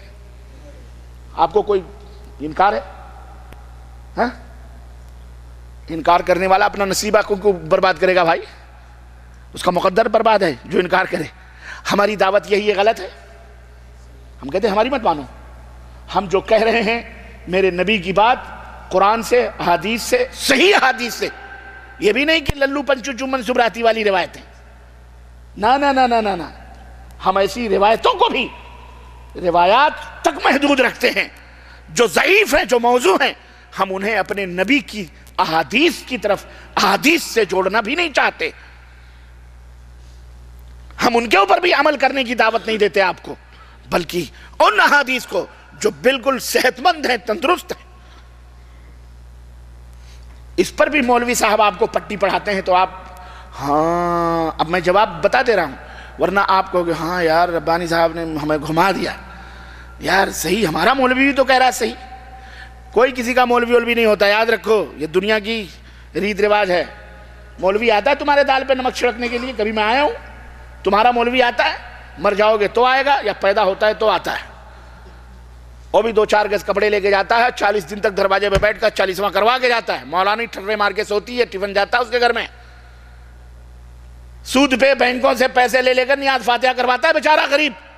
اور نانی کے آگے ننیحال کا تذکرہ نہ کیا جائے، بندے ناچیر ان سب مرحلوں سے گزر چکا ہے. اولاد قرضہ دیتی ہے بینکوں کا بیچاری، کما کے رکشے چلا کر کے، اور مولوی کھاتا ہے مرغ مسلم ٹرے مار کے. ابھی قبر میں سر اے سی بھی لگوانی ہے. واللہ بدرا خواب میں آئے تھے تمہارے ابا حضور بڑے گرمی میں ہیں، اندر اے سی لگوانی ہے. کتنے پیسے چاہیے؟ 30,000 35,000 40,000 کی اسپلٹ آتی ہے ہندوستان پاکستان میں، اسپلٹ لگواتا ہے. اندر اتنی گرمی ہے، مزار بنایا، درگاہ بنایا، وہاں بھی اے سی لگائی ہوئی، اندر کی آگ کی بھٹیاں چل رہی ہیں. ہاں ٹھنڈی لگتی ہے. مولوی یہاں بھی تمہیں پٹی پڑھاتا ہے، کہتا ہے ضعیف حدیث. ضعیف کس کو کہتے ہیں؟ بڈھے کو کہتے ہیں، کمزور کہتے ہیں. لوگو تمہارے ماں باپ ضعیف ہو جائیں تو کیا ان کو تم نکال دو گے؟ تو یہ ربانی جو ضعیف کہہ رہا ہے ضعیف پہ مت عمل کرو، ضعیف پہ مت عمل کرو، تو اپنے ماں باپ کو بھی نکال دو اپنے دروازوں سے، اپنے گھروں سے. تمہارے ماں باپ ضعیف ہو جائیں تو کیا ان کو نکال دو گے؟ تب تم کہو گے نہیں مولوی صاحب نہیں نکالیں گے. تب ایسے ہی ضعیف حدیثیں بھی ہیں. جیسے ضعیف ماں باپ کو نہیں نکالو گے، ایسے نبی کی ضعیف جو حدیثیں ہیں نا، بھلے ضعیف ہیں، ان کے اوپر بھی عمل کرو، ان کو بھی بولو. بات صحیح ہے کہ نہیں صحیح ہے؟ بولو صحیح ہے. میں بھی کہہ رہا ہوں صحیح. سمجھ میں آ رہی ہے؟ میں آپ کو دونوں پڑھائی پڑھا رہا ہوں، سمجھ رہے ہیں؟ اس وقت میں وکالت کر رہا ہوں اپوزیشن کی بھی، حزب مخالف کی بھی، اور سامنے والے کی، تاکہ آپ کی سمجھ میں بات آوے. صحیح بات ہے، مثال اس نے بڑی شاندار دی ہے، لیکن اس مثال میں ایک کمی ہے. اب آپ جب میں اس کا جواب دوں گا نا تو آپ کہو گے یار صحیح بات ہے شیخ، آپ نے بھی تو صحیح بات کہی، یہ بھی تو صحیح ہے. ہاں اصل میں دیکھو باطل جھوٹ وہ کتنا آپ کی نظروں میں نا بہت پہاڑ بن کر کے آئے گا، ایسا لگے گا یار اس دیوار کو گرانا بہت مشکل ہے. لیکن اگر آپ کے پاس دلیل ہے نا، پھونک دو گے ریت کی طرح اڑ جائے گا. واللہ کوئی حیثیت نہیں اس کی ہے، کوئی حیثیت اس کی نہیں ہے. شرط یہ ہے کہ آپ کے پاس علم ہونا چاہیے. اور وہ علم کون سا علم؟ قال اللہ قال الرسول، اللہ نے جو فرمایا رسول، یہ سب سے بڑا علم ہے. اس سے بڑا علم کچھ ہو سکتا ہے؟ ہاں یہ سب سے بڑا علم. اس نے کہا ماں باپ ضعیف ہیں تو کیا ان کو تم نکال کے باہر کر دو گے؟ تو جب تم ماں باپ جو ضعیف ہیں انہیں نکال کے باہر نہیں کر سکتے تو نبی کی حدیث اتنی بیکار ہیں کہ تم نکال کے باہر کرو گے. تو یہ مولوی جھوٹ بولتا ہے ضعیف پہ عمل مت کرو. وہ کہے گا یہ مولوی جھوٹ تم کو پٹی پڑھا دیا، اس کی بات پہ عمل مت کرو. سنو اس کا جواب کیا. اس سے مولوی صاحب سے کہو مولوی صاحب بات سمجھ میں آ گئی آپ کی، ٹھیک ہے ماں باپ ضعیف ہوں ہے نا تو انہیں گھر سے باہر نہیں نکالیں گے. آپ ایک جواب دو. آپ تو نوجوان ہیں، تندرست ہیں، آپ کی بیگم بھی نوجوان ہیں، تندرست ہیں، تو یہ بتاؤ کہ آپ کی اماں جو بڈھی ہیں، ماں باپ جو ضعیف ہیں، کمزور ہیں، اب آپ کی بیگم کو سلا کر آپ اماں سے کہو گے برتن مانجو، اماں سے کام لو گے؟ برتن مچاؤ گے؟ جھاڑو مرواؤ گے؟ ابا سے کدال پھاوڑے سڑک کھدواؤ گے؟ کھیت جتواؤ گے؟ بھینس چرواؤ گے؟ دودھ دہاؤ گے؟ ابا ضعیف ہیں، جب جوان تھے کمزور طاقتور تھے تو سب کرتے تھے، لیکن اب تم جوان ہو چکے ہو، اب تم مضبوط ہو، تمہاری بیگم مضبوط ہے. اگر وہ تمہاری بیگم ٹھرے مار کے سوئے بیچاری بڑھیا اٹھ کر کے جھاڑو برتن کرے، کھانا پکائے، گاؤں والے لعنت بھیجیں گے کہ نہیں بھیجیں گے؟ کیوں؟ اس لیے کہ گھر میں توانا، تندرست، مضبوط، صحت مند عورت اور مرد موجود ہیں. تو ضعیف لوگوں سے کام نہیں لیا جائے گا، ان سے کام نہیں سمجھے آپ، نہیں لیا جائے گا. جب صحیح حدیثیں موجود ہیں، نبی کی ٹناٹن پکی حدیثیں، بخاری، مسلم، ترمذی، ابو داؤد، نسائی، سب کچھ صحت کے ساتھ محدثین نے پرکھ کر جانچ کر ہمارے سامنے کر دی ہیں کہ نبی کی یہ صحیح حدیثیں موجود ہیں اسی مسئلے میں، انہی احکام کے اندر. تو ان صحیح حدیثوں کو کام میں لیا جائے گا اور ضعیف حدیثوں کو سائیڈ میں کر دیا جائے گا. ان سے بھی کام بولو. بات میری بھی صحیح ہوئی کہ نہیں ہوئی؟ بولو. 100% صحیح ہے. اور آیا اگر کہیں اس نے نہلے پہ دہلا، اس کے اوپر وہ نہیں بول سکتا، یہ میرا چیلنج ہے، جاؤ. اس کے اوپر وہ شرمندہ ہو جائے گا، کہے گا ہاں یار اس کو کسی نے ضرور سمجھا دیا اچھی طرح سے. جواب دیکھیں، کہاں کا اینٹ کہاں کا توڑا، بھانمتی سے رشتہ جوڑا. ضعیف حدیثوں کو نکالا کس نے؟ ہم نے نہیں نکالا. الحمدللہ ہماری کتابوں میں موجود ہیں، ابو داؤد میں موجود ہیں، نسائی میں موجود ہیں، ابن ماجہ میں موجود ہیں، ترمذی میں موجود ہیں، دارمی میں موجود ہیں، بیہقی میں موجود. یہ سب ہماری کتابیں ہیں، اہل الحدیث کی کتابیں ہیں. جاؤ، میں چیلنج کرتا ہوں ہمارے ملکوں میں جو مذہب کے نام پر لوگ اپنے دھرم اپنا چلا رہے ہیں، دکانیں چلا رہے ہیں مولوی، ان سے پوچھو کہ تمہیں بھی توفیق ہوئی ہے حدیث کی کتابیں لکھنے کی؟ کوئی ہے تمہارے پاس حدیث کی کتابیں؟ تمہارے کسی مولوی نے لکھی ہے تو بتاؤ. قیامت آ سکتی ہے لیکن اس کا جواب نہیں دے سکتے ہیں. ان کے پاس نہ بخاری ہے، نہ مسلم ہے، نہ ترمذی ہے، نہ ابو داؤد ہے، نہ نسائی ہے، نہ یہ سب ہماری کتابیں ہم نے لکھی، ہمارے اماموں نے لکھی، محدثین نے لکھی، اہل الحدیث نے لکھی. آج اپنے اپنے مذہب بنا کر انہی سے نوک پلک سوار رہے اور انہی کو الٹا، انہی کے چاہنے والوں کو الٹا گالیاں دے رہے ہیں. سمجھ میں بات آ رہی کہ نہیں آ رہی؟ میرے عزیزوں، میرے دوستوں، عرض کرنے کا مطلب یہ ہے کہ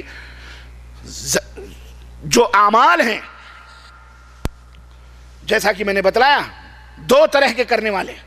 ایک کچھ اعمال وہ ہیں جو قرآن و سنت کی صحیح روایتوں سے ثابت ہیں، اللہ اس کے رسول کو راضی کرنے کے لیے، اللہ اور اس کے رسول کے فرمودات ہیں ان اعمال پر، ظاہر ہے کہ وہ کرنے والے جنت میں جائیں گے. اور کچھ اعمال ہیں جن کے اوپر صحیح حدیثیں، اس کی کوئی دلیل نہیں، ادنا سا بھی تعلق قرآن و سنت سے نہیں ہے، اس کے کرنے والے جہنم میں جائیں گے کیونکہ وہ بدعت ہیں اور وہ منکرات ہیں. واضح صاف دو ٹوک اسلام کا فیصلہ ہوتا ہے، اس کے اندر کوئی لاگ لپیٹ نہیں ہوتی.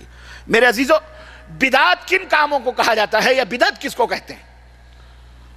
بدعت کی تعریف بھی سنتے چلو. بدعت ان کاموں کو کہا جاتا ہے جو کام ثواب سمجھ کر، جو کام ثواب سمجھ کر ایجاد کیا جائے، گڑھا جائے، اور اس کام کا، اس عمل کا تعلق نہ قرآن سے ہو نہ حدیث سے ہو. مثال کے طور پر رجب کے کنڈے، مثال کے طور پر رجب کا مہینہ ہے، اس کی مناسبت سے یہ رجب کا جو کنڈا بھرا جاتا ہے، آپ کو معلوم ہے؟ کس کو معلوم ہے رجب کا کنڈا بھرا جاتا ہے، کیسے بھرا جاتا ہے؟ ماشاءاللہ یہاں کسی کے گھر میں نہیں بھرا جاتا یا کوئی نہیں جانتا. چلو مت بتاؤ، مجھے معلوم ہے. سوچتے ہوں گے کون جائے گا اپنی پول کھلوانے، میں ہی بتا دیتا ہوں. رجب کا کنڈا 22 رجب کو بھرا جاتا ہے. دوپہر ہی سے گھر ور لیپ پوت کر کے برابر کر دیے جاتے. میری اماں بھرا کرتی تھی، مجھے معلوم ہے. اور پوریاں بنتی ہیں اور میٹھی چیزیں بنتی ہیں. وہ لکیر کھینچ دیتی تھی اماں کہ ہم لوگ چھوٹے چھوٹے تھے، اندر نہیں آنا بیٹا، میاں میاں ہوگا، یہ میاں میاں ہوگا. میاں میاں ہوگا مطلب یعنی میاں صاحب آ کے فاتحہ ہوتے ہیں، اللہ اللہ ہو گئے. تو ایک پوڑی بھی نصیب نہیں ہوتی تھی کھانے کے لیے. اور کچے مٹی کے برتن ہوتے تھے روٹکے کی طرح، ان کچے برتنوں میں پوڑیاں رکھی جاتی تھی، کچے برتنوں میں میٹھی چیزیں رکھی جاتی تھی. اور اس دن گوشت وغیرہ جو ہے نہیں پکتا ہے. یہ بھی بتاؤں، جتنا جن کے گھروں میں رجب کے کنڈے، اس دن گوشت مچھی نہیں پکتی، نہ نہیں پکائی جاتی ہے، میٹھی میٹھی چیزیں ہوتی ہیں. اور پھر مغرب کے ٹائم یا عصر سے مغرب کے بیچ میں مولوی صاحب آتے تھے اور جناب علی فاتحہ پڑھتے تھے. فاتحہ کر کے کس کے نام کی؟ جعفر صادق کے نام کے کوڑے ہیں وہ. اور پھر نیاز واز ہو جاتی تھی. پھر گاؤں میں باقاعدہ وہ سب کے گھر مٹھائی میٹھی چیزیں تقسیم ہوتی تھیں، گھر والوں کو بھی ملتی تھی کھانے کے لیے اور سب کھاتے تھے فاتحہ ہونے نیاز دلانے کے بعد. یہ ہے رجب کا کنڈا. اس میں کئی نیتیں ہوتی ہیں، کئی وہ ہوتی ہیں کہ یہ اس لیے مختلف عورتیں اپنی اپنی نیت رکھتی ہیں، منت رکھتی ہیں، اس حساب سے وہ کیا جاتا ہے. اب آپ بتائیں کہ یہ رجب کا کنڈا جو ہے اللہ کے رسول صلی اللہ علیہ وسلم کے زمانے میں تھا، اللہ کے نبی نے اس کو بھرا، ازواج مطہرات نے کبھی یہ کام کیا، صحابہ کرام نے کیا، ابو بکر صدیق کا 2 سال 2.5 سال کا زمانہ کیا انہوں نے، حضرت عمر رضی اللہ عنہ کا 11-12 برس کا دور حکومت کا، خلافت کا کیا انہوں نے کیا، حضرت عثمان غنی کا زمانہ انہوں نے کیا، حضرت علی نے کیا، حضرت امام ابو حنیفہ نے کیا، حضرت امام شافعی نے رجب کے کنڈے بھرے. یہ ہے سلف کی دلیلیں، یہ ہیں دلیلیں. اگر اور اسے سمجھا جاتا ہے کہ یہ دین ہے، اسلام ہے، اسلام کا ایک حصہ ہے، باقاعدے آپ اس کے خلاف تقریر کرو تو آپ کو جھگڑے ہو جائیں گے آپ کے محلے میں، اپنے گاؤں میں. مولوی سب سے پہلے تڑکا مارے گا، نکلے گا مسلح سے باہر لنگوٹی انگوٹی کسے ہوئے. کیوں؟ اس کے پیٹ پہ لات پڑ رہی ہے نا، اس کے پیٹ پہ زد پڑ رہی ہے. اس لیے آپ اگر یہ تمام سب لوگ کرتے تھے تو اہل وسلم ہمیں بھی بتاؤ، ہم بھی کرنے کے لیے تیار ہیں. جھگڑا مت کرو، ہمیں لڑائی نہیں کرنی، ہمیں قال اللہ قال رسول، اللہ نے فرمایا رسول نے فرمایا، دلیل دے دو ہم مان جائیں. دلیل نہیں ہے، قرآن میں نہیں ہے، حدیث میں نہیں ہے، اور اسے تم ثواب سمجھ کے کر رہے ہو. یہ بات یاد رکھنا بدعت کی تعریف میں. ثواب سمجھ کے کر رہے ہو, دین اسلام سمجھ کے کر رہے ہو. اس لیے یہ کیا ہے, اگر یہ جملہ نہیں رکھو گے نا تو فٹ سے مولوی کہے گا ہاں یہ جو تم نے راڈو گھڑی پہنی ہے یہ اللہ کے نبی کے زمانے میں تھی, یہ بھی بدعت. یہ تم نے شلوار پہنی یہ بھی بدعت. یہ تم نے کرتا پہنا یہ بھی بدعت. یہ شرٹ پہن رہے ہو یہ بھی بدعت. یہ پولیسٹر کے کپڑے پہنو یہ بھی بدعت. جو چشمہ لگا رہے ہو یہ بھی بدعت. جو قلم رکھو یہ بھی بدعت. آخر میں کہے گا تم بھی کیا نبی کے زمانے میں تھے, اس لیے تم بھی بدعت. وَكُلُّ بِدْعَةٍ ضَلَالَةٍ, اور ہر بدعت گمراہی, تم بھی گمراہ. وَكُلُّ ضَلَالَةٍ فِي النَّارِ, اور ہر بدعت جہنم میں, اس لیے تم بھی جہنم. بہت شیطان بڑے بڑے ڈھیلے طریقوں سے آتا ہے. اور سنو مسلمانوں, ہدایت سب کو نہیں ملتی, یہ خوش نصیبوں کو ملتی ہے. کس کو ملتی ہے؟ آپ جیسے ہم جیسے نصیبہ رکھنے والوں کو ملتی ہے, جنہیں اللہ منتخب کرتا ہے اپنی جنت میں جانے کے لیے. سب کو یہ سمجھ, یہ فقہ ہے سب کو میسر. مَن يُرِدِ اللَّهُ بِهِ خَيْرًا يُفَقِّهُ فِي الدِّينِ. رسول نے فرمایا, بخاری کی روایت, کہ جس کے ساتھ اللہ خیر کرنا چاہ رہا ہے, بھلائی کرتا ہے, اللہ اسے دین کی سمجھ عطا فرماتا ہے. سب کو یہ سمجھ. سگا چچا ابو طالب, اس سے بڑھ کے محبت کرنے والے یہ حلوے مانڈے والے نہیں ہو سکتے.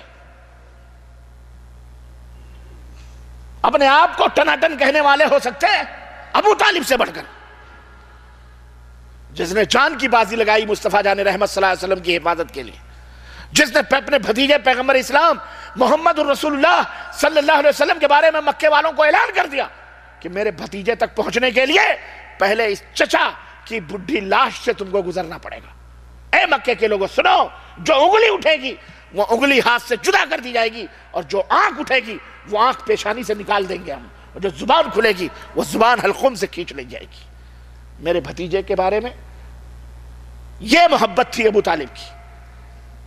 اخیر تک پیغمبر اسلام سرحانے بیٹھ کر, چچا کلمتن وحاجو بہا عند اللہ, ایک کلمہ کہہ لو لا الہ الا اللہ, چچا قیامت کے دن بخشوا لوں گا میں, اللہ سے سفارش کہہ لو چچا, کہہ لو چچا. سفارش کرتے کرتے کرتے کرتے کیا اللہ کے نبی نے دعا نہیں کی ہوگی؟ انہوں نے تو پتھر کھا کے اہل طائف کے لیے دعا کی تھی, ان ظالموں کے لیے دعا کی تھی. تو اس محترم اور شفیق اور مہربان اور رحمتوں کے پیکر, شفقت و پیار کا جو ساگر تھا چچا, جو باپ کے مقام پہ ہوتا ہے, جس نے اپنی جان کی بھی پرواہ نہ کرتے ہوئے اپنے بھتیجے کی حفاظت کی تھی, کیا اس کے لیے محمد الرسول اللہ نے دعا نہیں کی تھی؟ نہیں کی تھی, کی تھی, اور مرنے کے بعد بھی کرتے تھے. یہ بھی میں بتاؤں آپ کو, کی تھی, سفارش بھی کی تھی کہ چچا کہہ لو. لیکن چچا نے کہا اخترت النار علی العار, مجھے جہنم میں جانا گوارا ہے, لیکن باپ داداؤں کے دین سے پھرنا گوارا. عار نہیں چاہیے, دنیا کیا کہے گی. فتو, تیرا باپ تو نیاز اور وعدے کرتا تھا, سعودی عرب سے آیا, تو وہاں بھی بن گیا کیا؟ دنیا کیا کہے گی, محلے والے کیا کہیں گے.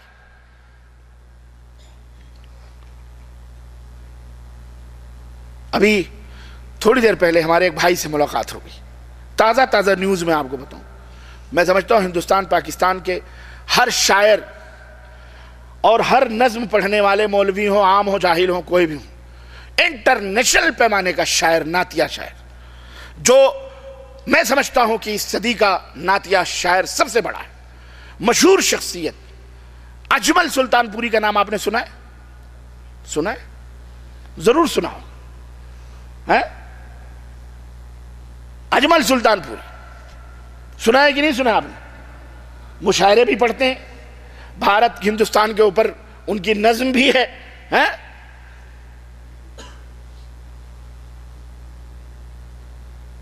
وہ ڈھونڈ رہا ہوں, کیا وہ ہندوستان میں ڈھونڈ رہا ہوں, وہ بنگلہ دیش سے پاکستان, وہ پتہ نہیں کیسے ان کی نظم ہے نا, وہ کھیت اور وہ کھلیہان, وہ اڑتی گرد, وہ دھول, وہ اسکول میرا, میں اس کو ڈھونڈ رہا ہوں, وہ میرا پیارا ہندوستان, میں اس کو ڈھونڈ رہا ہوں. اور وہ تاج محل پہ ان کی بڑی بھاری بڑی اچھی غزل.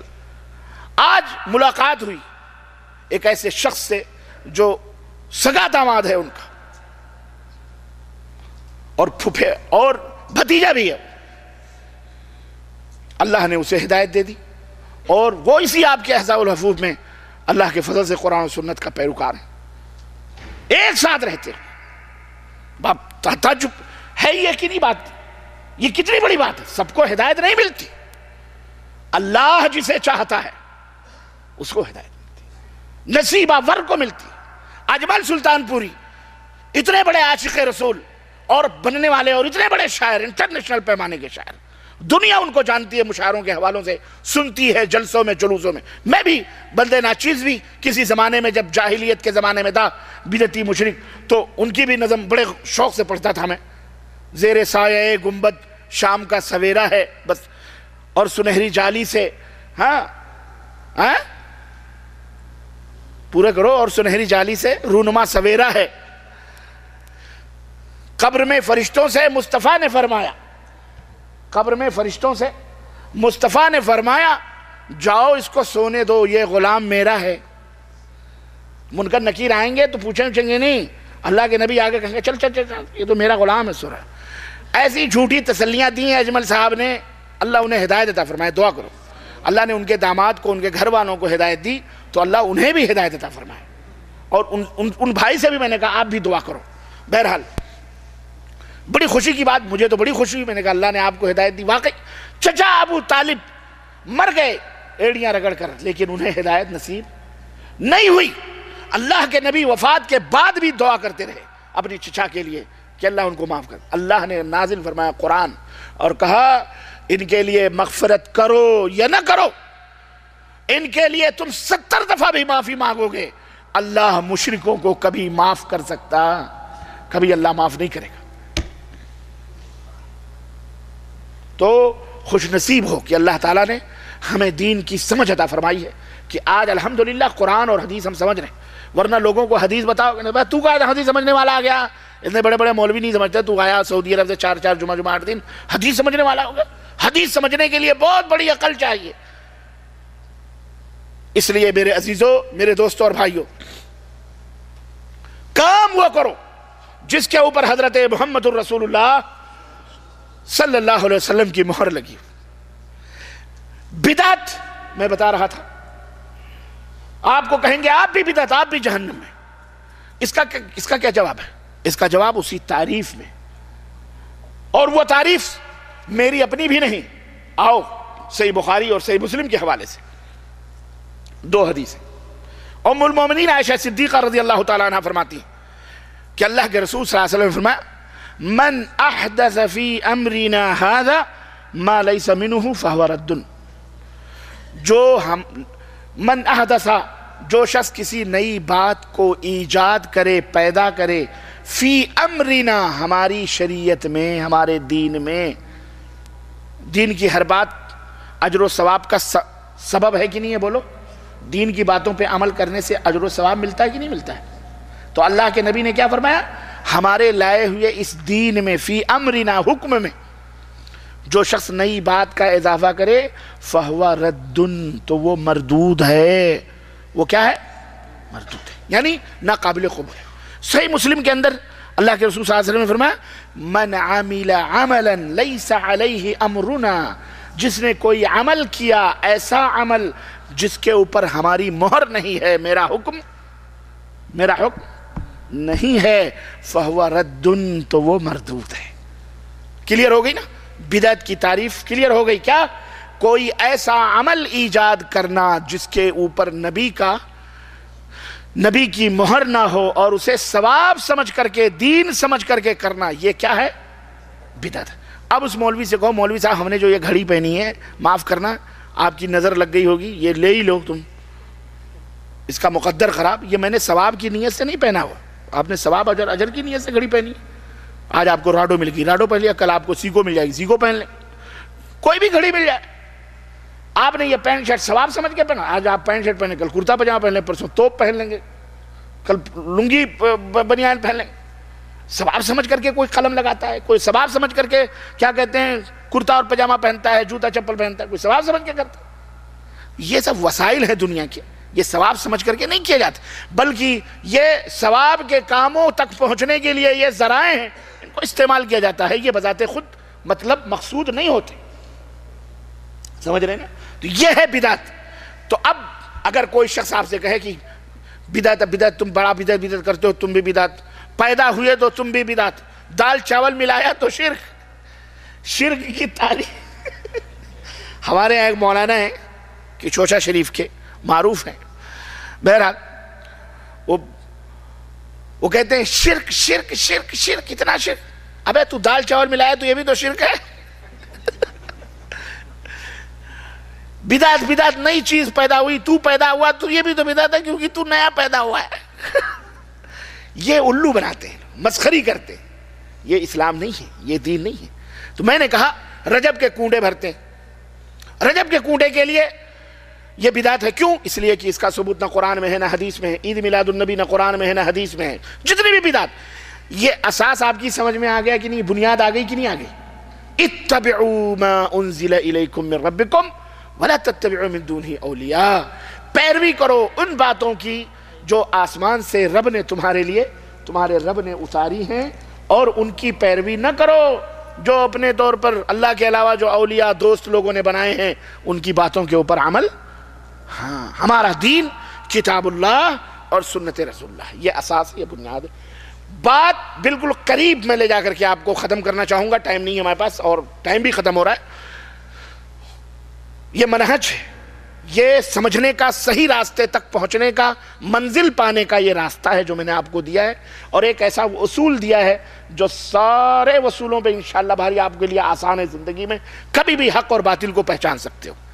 ایک مسئلہ اور رہ گیا ہے، وہ بھی میں آپ کو بتا دوں۔ جب آپ یہ کہو گے یہ نیاز نہیں دینا، وہ نہیں دینا، وہ کہیں گے کیا یہ حرام ہے؟ حرام ہے تو ہمیں بتاؤ کہاں قرآن میں لکھا ہے، کہاں حدیث میں لکھا ہے کہ رجب کا کنڈا بھرنا حرام ہے، 11ویں کرنا حرام ہے، عید میلاد النبی منانا حرام ہے؟ کہاں لکھا ہے قرآن میں، کہاں لکھا ہے حدیث میں؟ تو یقیناً آپ کو قرآن حدیث میں تو اس نام سے تو ملے گا نہیں۔ کیوں؟ اس لیے کہ یہ قرآن و حدیث جب اتر رہے تھے اس زمانے میں تو ان کا وجود بھی نہیں تھا، پتہ لتا نہیں تھا۔ تو ان سے کہو ایک تو دلیل تم نے خود دے دی کہ یہ نبی کے زمانے میں نہیں تھے اس لیے بھی یہ حرام ہے نا، نمبر ایک۔ نمبر دو، اللہ کے نبی نے کیا فرمایا کہ من عمل عملا لیس علیہ امرنا، جس نے کوئی عمل کیا اور ہمارا حکم اس عمل پہ نہیں ہے فہو رد، تو وہ رد ہے، تو مردود ہے۔ تو یہ جو تم عمل کر رہے ہو نیکی سمجھ کے، اللہ کے نبی کا حکم کہاں ہے؟ حکم ہے تو دو، ہم بھی ماننے کے لیے، اس لیے یہ حرام۔ تو وہ کہے گا اچھا پھر تو بھینس کا گوشت کیوں کھاتے ہو؟ الٹے گئے آپ، یہ سب آپ کو شکوک بتلا رہا ہوں۔ بھینس کا گوشت کھانا بھی حرام ہے، بتاؤ قرآن میں کہاں لکھا، حدیث میں کہاں لکھا ہے کہ بھینس کا گوشت کھاؤ؟ بھینس کا ذکر کہاں ہے؟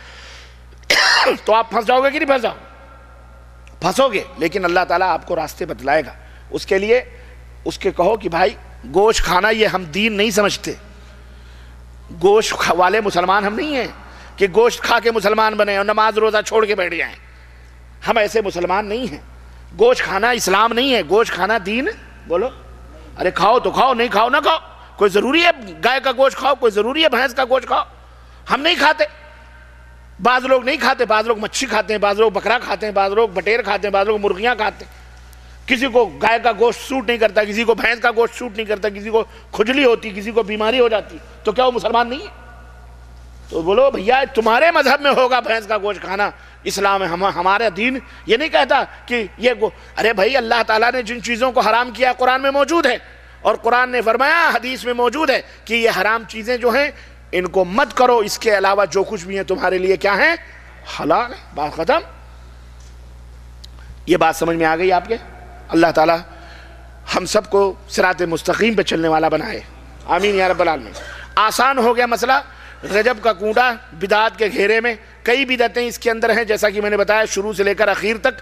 ایک تو 6 کو بدعت اور شرک منایا جا رہا ہے، آپ کو معلوم ہے، عرس اور میلے اور ٹھیلے کے نام پر، سلطان الہند اور کہاں کہاں کے نام پر۔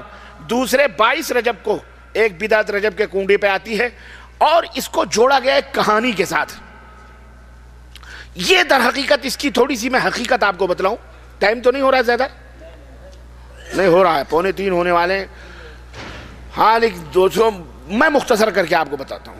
اس کو تو ایک لکڑہارے کی کہانی سے جوڑا گیا ہے کہ ایک لکڑہارا تھا، مدینے میں تھا، اس کی بیوی نے منت مانی اور کیسے کیسے کیا ہوا.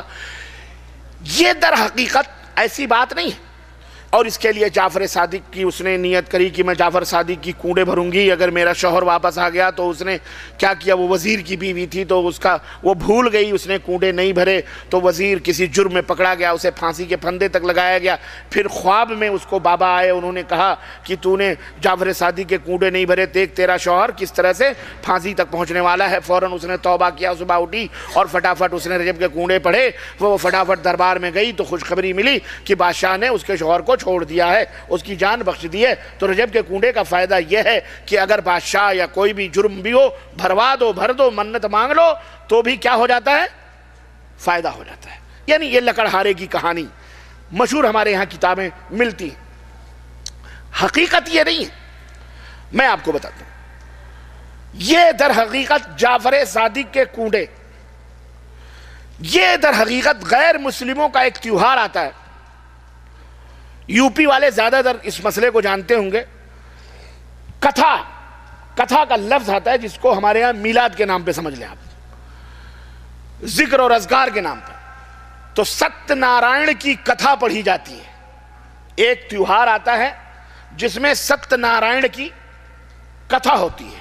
ہندی کا شبد ہے، لفظ ہے. ستیہ مانے سچا اور نارائن ایک شخص ہے اور کتھا مانے کہانی. سچے نارائن کی کہانی. اس میں کیا ہوتا ہے، ستیہ نارائن کی جو کتھا ہوتی ہے وہ سرے شام ہی سے گھر ور لیپ پوت دیا جاتا ہے. اس دن باقاعدے جو ہے پنڈت جی آتے ہیں اور عورتیں نہا دھو کر کے چوکے میں بیٹھتی ہیں، یعنی آنگن چوکا بناتی ہیں، اس پہ بیٹھتی ہیں. جو مرد حضرات ہوتے ہیں غیر مسلموں کے، وہ بھی اس دن جو گوشت خور ہوتے ہیں یا مچھی خور ہوتے ہیں، اس دن گوشت وغیرہ نہیں کھاتے. اس دن وہ گوشت وغیرہ نہیں کھاتے، چھوڑ دیتے ہیں. وہ بھی نہا دھو کر کے آ کر کے وہاں چوکے میں بیٹھتے ہیں اور باقاعدے ان کو ستیہ نارائن کی کتھا پنڈت جی پڑھ کے سناتے ہیں اور اس کے بعد میں وہ میٹھا اٹھا کھا کر کے نکل جاتے ہیں. یہی ستیہ نارائن کی کتھا، یہی جعفر صادق، جعفر نام ہے، صادق مانے سچا، صادق مانے ستیہ نارائن، جعفر صادق اسی کا اردو میں ترجمہ. صادق مانے سچا. یہ وہی سیم جس طرح غیر مسلم ستیہ نارائن کی کتھا کرتا ہے تو اس وقت مچھی مٹن کھانے والے بھی نہیں کھاتے، نہ گھر میں پکتا ہے. ایسے ہی جعفر صادق کی جب کنڈے بھرے جاتے ہیں اس دن بھی پوریاں ہندو غیر مسلمین بناتے ہیں، مسلمان بھی بناتے ہیں. اس دن مسلمانوں کے گھروں میں بھی باقاعدے گوشت اور مچھی نہیں پکتے ہیں اور باقاعدے وہ نیاز دلائی جاتی ہے. اب آپ کو اتنی بات سمجھ گئے. اب آپ کو آئیے بتائیے، ایک بات بتاتا ہوں. یہ جعفر صادق بالآخر یہ ہیں کون جن کی نیاز دلائی جا رہی؟ یہ میں آپ کو بال کی کھال نکال رہا ہوں تاکہ حقیقت سمجھو. اور جاؤ دنیا کے کسی بھی کونے میں، یہ معراج ربانی کا چیلنج یاد رکھنا، کوئی مائی کا لال اسے جھوٹا قرار دے سکتا؟ بولو بھئی، گھر کی بات ہے یہ، جو گھر میں ہم نے کری دیکھی وہ میں آپ کو بتا رہا ہوں. جو کتابوں میں ان کے لکھی ہوئی ہیں وہ میں آپ کو بتا رہا ہوں. جعفر صادق کون ہے؟ جعفر صادق ایک بہت بڑے امام ہیں، آل بیت میں سے ہیں، نبی کریم صلی اللہ علیہ وسلم کے خاندان میں سے ہیں. اور قریب کروں میں آپ کو، امام ابو حنیفہ کے استاد ہیں رحمت اللہ علیہ. جعفر صادق امام ابو حنیفہ رحمت اللہ علیہ کے استاد ہیں. جعفر صادق جس طرح امام شافعی کے نام پر فقہ شافعی، امام مالک کے نام پر مالکی مذہب، امام ابو حنیفہ کے نام پر حنفی مذہب، امام احمد بن حنبل کے نام پہ حنبلی مذہب، ایسے ہی یہ اتنے بڑے امام ہیں کہ ان کے نام پر فقہ جعفری بنی ہوئی ہے. پاکستان والے حضرات جانتے ہوں گے اچھی طرح سے. کچھ دنوں پہلے جنرل ضیاء الحق مرحوم کے زمانے میں جب اسلامک لا کی بات آئی تھی تو کچھ لوگوں نے کہا تھا نظام مصطفیٰ چلے گا، کچھ لوگوں نے کہا فقہ حنفی چلے گی. تو شیعوں نے بھی آواز اٹھائی تھی کہ فقہ حنفی بھی چلے گی، فقہ جعفری بھی چلے گی، کیونکہ یہ پانچواں مذہب ہے. اگر اسے مانتے ہو تو اسے کیوں نہیں مانتے؟ یہ بھی امام ہے، امام جعفر صادق، اور یہ بھی اماموں کے امام ہیں، امام ابو حنیفہ کے استاد ہیں، امام ابو حنیفہ کے بولو کون؟ امام جعفر صادق۔ اب سوال یہ پیدا ہوتا ہے، اور قریب کروں میں آپ کو، جاؤ تاریخ کے پنے اٹھا کے دیکھو، امام جعفر صادق کا 22 رجب سے کیا تعلق ہے؟ کیا امام جعفر صادق 22 رجب کو پیدا ہوئے؟ کیونکہ دن جو منائے جاتے ہیں کسی کی موت پر منائے جاتے ہیں یا کسی کی پیدائش پہ منائے جاتے ہیں، یا کوئی بہترین کوئی انعام یا کوئی چیز پاتا ہے اس دن کو اس دن میں منایا جاتا ہے کہ نہیں ہے؟ تو جعفر صادق کی جو نیاز 22 رجب کو کی جاتی ہے، سوال یہ پیدا ہوتا ہے کہ کیا جعفر صادق 22 رجب کو پیدا ہوئے؟ کیا جعفر صادق 22 رجب کو وفات پائے؟ یا جعفر صادق کا کیا تعلق ہے 22 رجب سے؟ جاؤ میرے عزیزو، تاریخ ڈھونڈ ڈالو، تلاش کر ڈالو، کھنگار ڈالو، تمہیں کہیں بھی 22 رجب کو جعفر صادق کا نہ نام ملے گا، نہ پیدا ہوئے، نہ مرے، نہ انہیں کوئی کسی پوزیشن کوئی حاصل ہوئی۔ جعفر صادق کا 22 رجب سے کوئی تعلق نہیں۔ پھر 22 رجب کو جعفر صادق کے نام پر پوڑیاں، سوہاریاں اور مٹھائیاں کھائی جاتی ہیں، اور میری بات ذرا غور سے سنو، پرچے تقسیم کرنے والوں ٹھہرو ذرا، بعد میں تقسیم کرنا پلیز، ڈسٹرب نہیں کرو، بالکل آخری موڑ پہ ہوں میں۔ اب یہاں پر میں آپ کو ایک اور حقیقت بتاتا چلوں، یہ بڑی دکھ بھری کہانی ہے اور بڑی دلدوز داستان ہے جو تمام بدعتوں کے ساتھ جڑی ہوئی ہے، چاہے وہ عید میلاد النبی ہو کہ نبی کی وفات پر ظالموں نے جشن منانے کے نام پر یہودیوں نے ہمیں جشن منانے پہ لگایا ہوا۔ میں آپ کو بتاتا ہوں 22 رجب کا جعفر صادق سے کیا رشتہ ہے؟ رب کی قسم ہے، کعبے کے رب کی قسم ہے، جاؤ تاریخ اٹھا کر کے دیکھو، کہیں بھی تمہیں کوئی ثبوت نہیں ملے گا کہ 22 رجب کو جعفر صادق پیدا ہوئے ہوں، یا 22 رجب کو جعفر صادق انتقال کیے ہوں، یا 22 رجب کو جعفر صادق کا کوئی تعلق رہا ہو۔ کہیں بھی جعفر صادق کا 22 رجب المرجب کو جس دن کوڑے بھرے جاتے ہیں کوئی تعلق، کوئی رشتہ نظر نہیں آتا۔ ہاں ہمیں ایک تعلق ضرور نظر آتا ہے 22 رجب المرجب سے۔ 22 رجب المرجب کا جب ہم مطالعہ کرتے ہیں تو ہمیں ایک رشتہ آتا ہے، ایسی دلدوز کہانی، ایسی شخصیت عالم اسلام کی جیسی عظیم شخصیت خلفائے راشدین کے بعد اور عظیم حکمران خلفائے راشدین کے بعد نہ کوئی پیدا ہوا اور شاید قیامت تک کوئی پیدا ہو سکے۔ وہ شخصیت کا تعلق 22 رجب المرجب سے ہے، وہ شخصیت جو بلا شرکت غیرے، تاریخ کے حوالے سے بلا شرکت غیرے، وہ عظیم شخصیت جس نے 20 سال تک پورے عالم اسلام پر تنہ تنہا حکمرانی کی تھی، اور جس نے باطلوں کے آنکھوں میں آنکھیں ڈال کر پنجہ آزمائی کرتے ہوئے ان کے ناطقے بند کیے تھے، خوارج کے فتنے ہوں، روافظ کے فتنے ہوں، بدعتیوں کے فتنے ہوں یا بلوائیوں کے فتنے ہوں، اس عظیم شخصیت نے سب کے گلے دبوچے تھے۔ وہ شخصیت، عظیم شخصیت، قرآن آسمان سے اترتا تھا، پیغمبر اسلام کے صحن میں پیغمبر اسلام بیٹھے ہوتے، حکم دیتے، اے فلاں یہ اللہ قرآن نازل فرما رہا ہے، تم اس کو تحریر کرو۔ نبی کے پہلو بہ پہلو بیٹھی ہوئی وہ شخصیت قرآن تحریر کر رہی ہے، لکھ رہی ہے۔ وہ شخصیت جو پیغمبر اسلام حضرت محمد الرسول اللہ صلی اللہ علیہ وسلم کے نسبتی برادر بھی ہیں، جن کی ہمشیرہ محترمہ نبی کائنات صلی اللہ علیہ وسلم کی زوجہ محترمہ ہیں، جو ہم مومنوں کی ماں کہلاتی ہیں۔ وہ شخصیت جو قیامت تک آنے والے تمام مومنوں کے ماموں کہلاتے ہیں۔ وہ شخصیت جو بلا شرکت غیرے 20 برس تک جس نے حکمرانی کی تھی۔ تمہیں پتا ہے وہ شخصیت کون ہے؟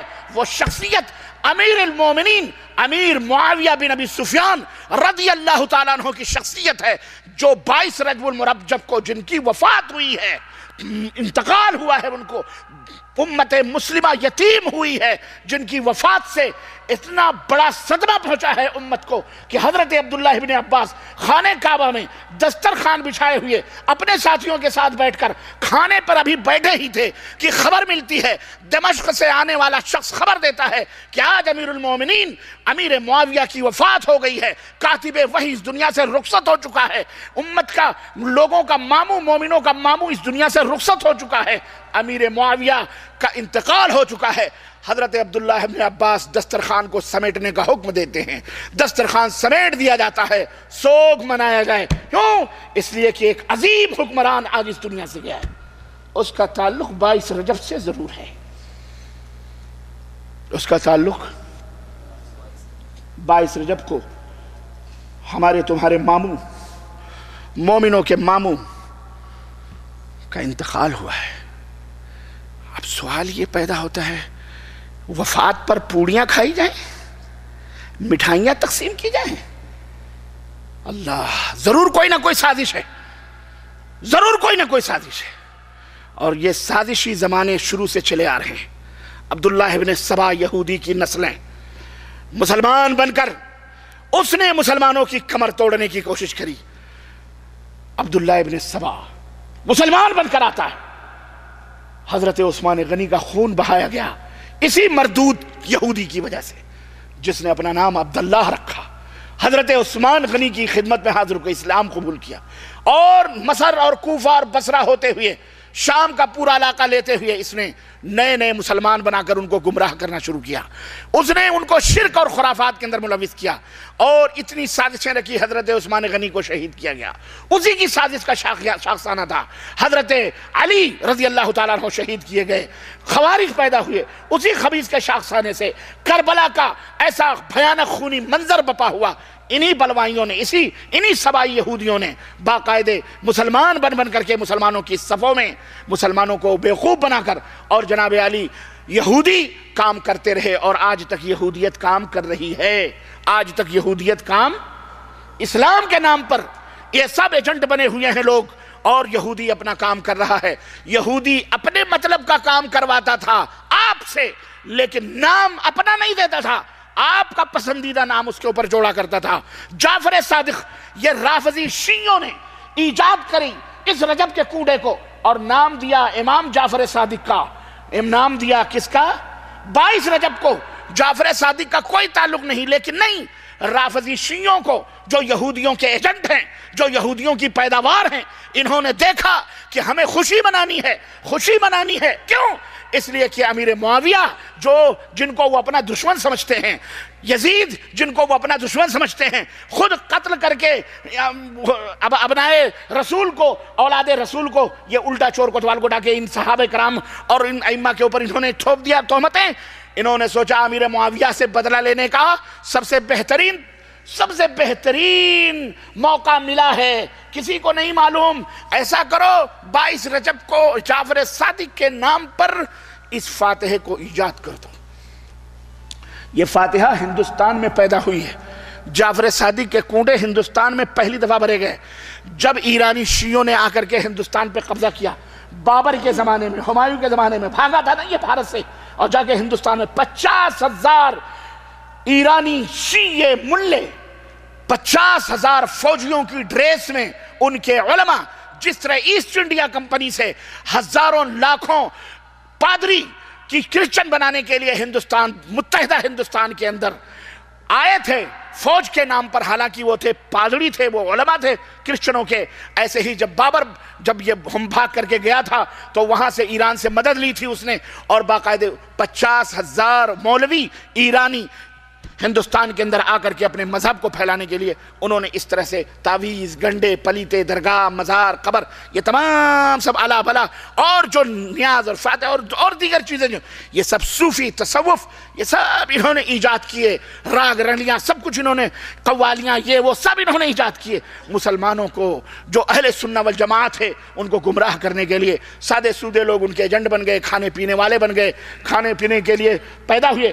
انہوں نے جعفر صادق کے نام سے امام امیر المومنین حضرت امیر معاویہ کی وفات پر خوشیاں منانے کے لیے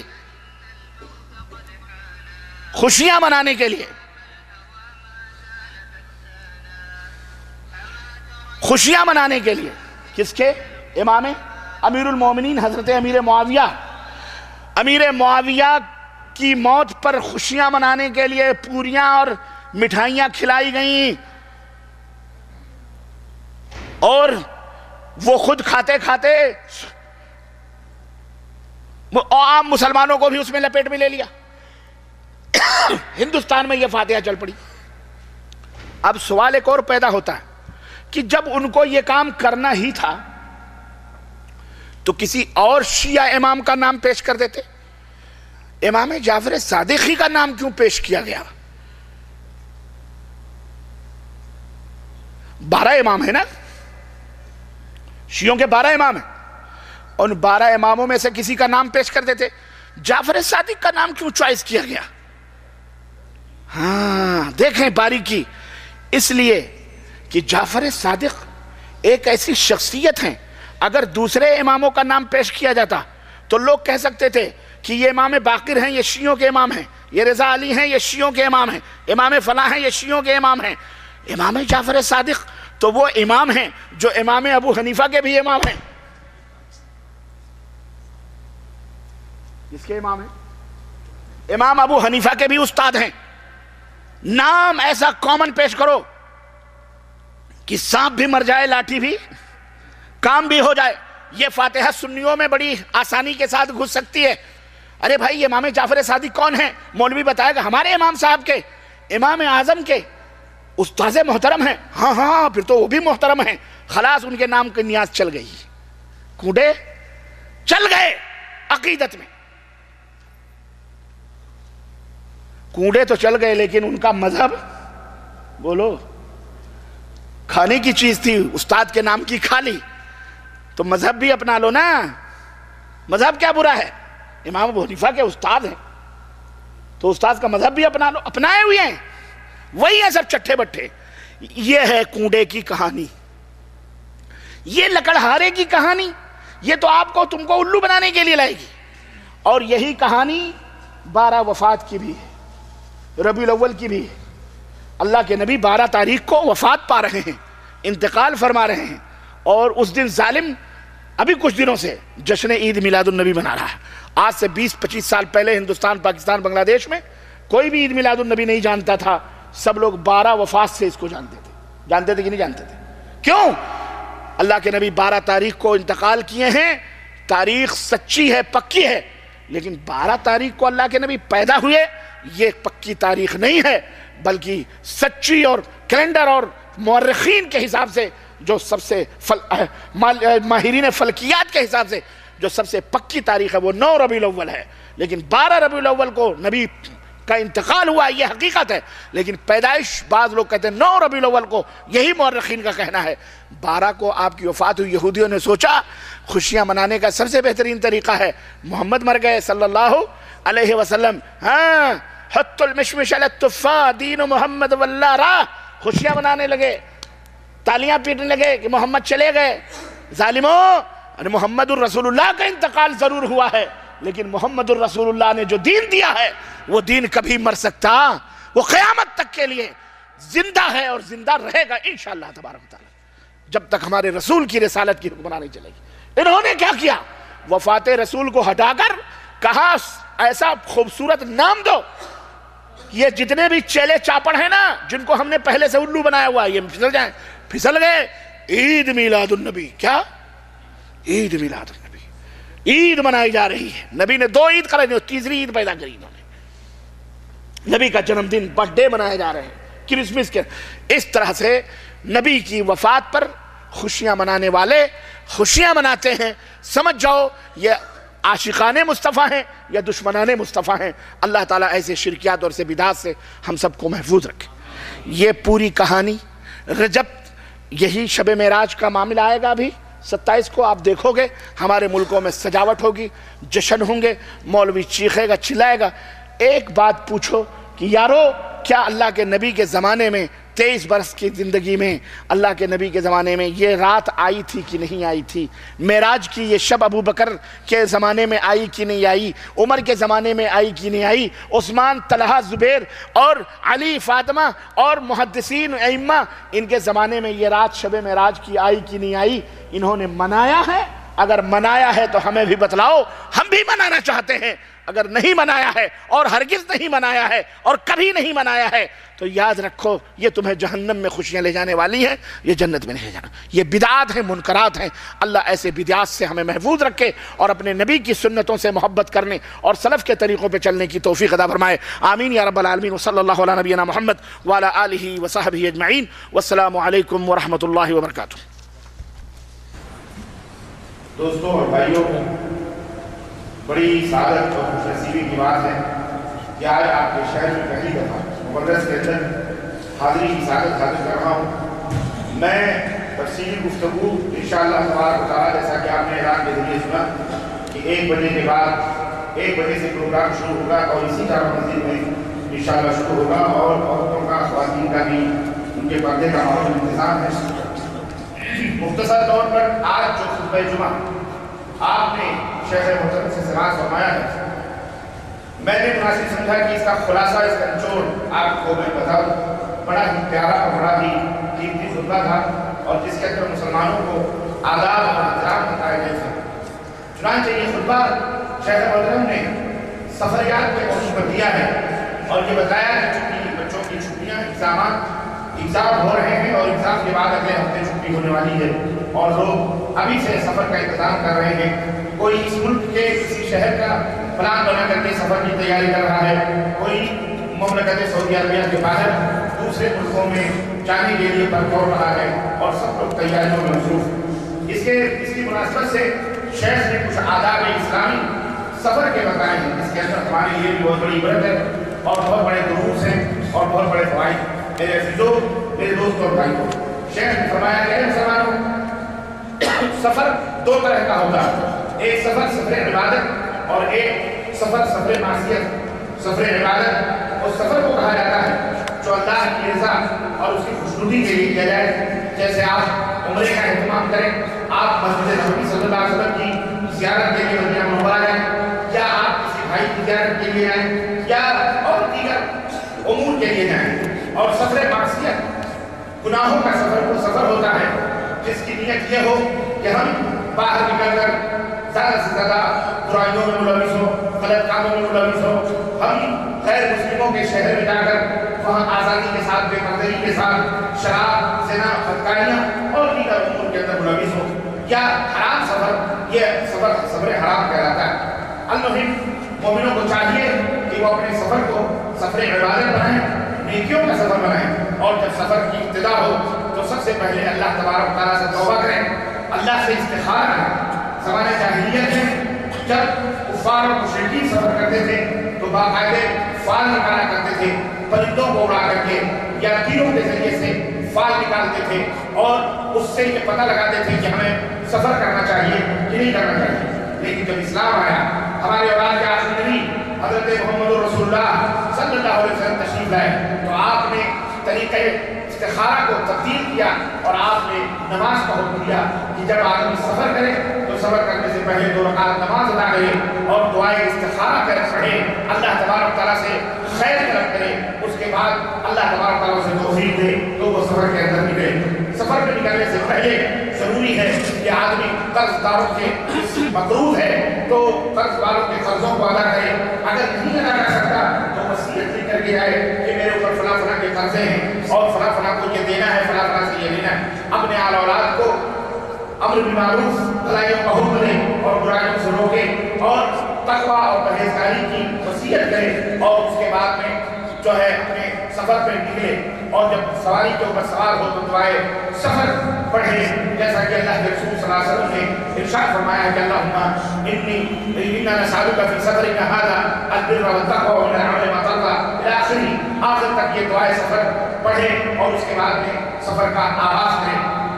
اور جہاں کہیں بھی وہ اترے، جہاں کہیں بھی بلند ہو، سر راستے میں اونچائی ہو نیچائی ہو، اللہ رب العزت کا ذکر کرے، سبحان اللہ، الحمدللہ، اللہ رب العزت کی تسبیحات سفر کے اندر زیادہ سے زیادہ کرے۔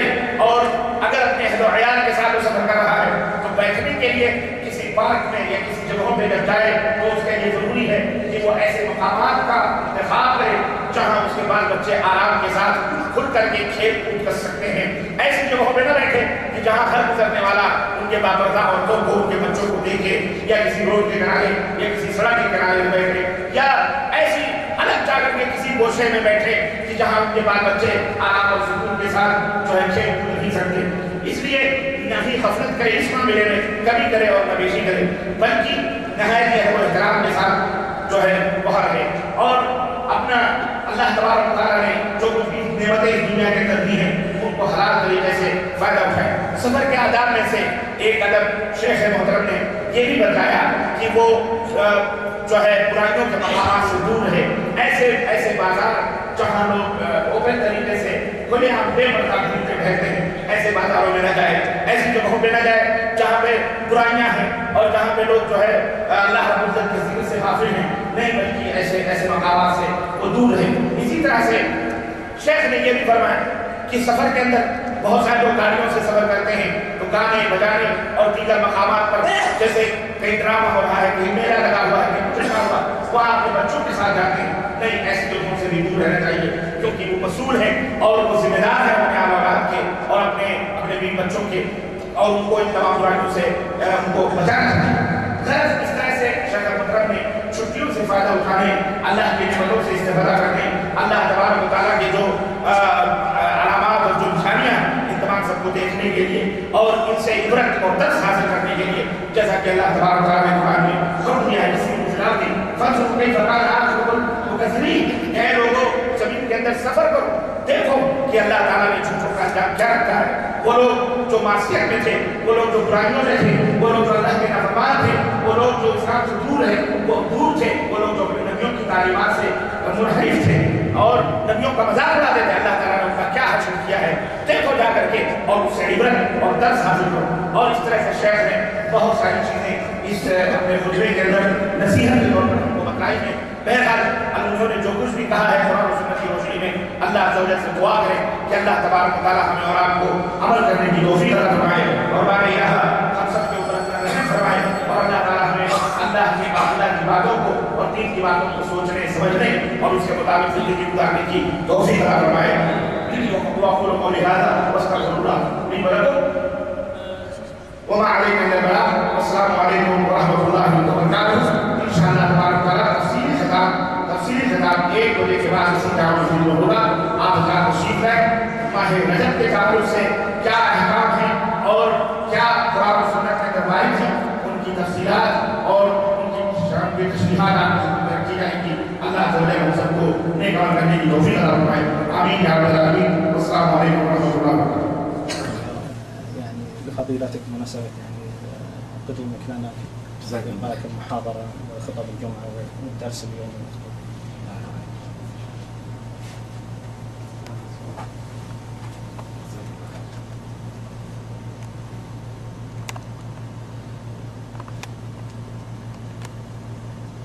خلاص شيخ صح.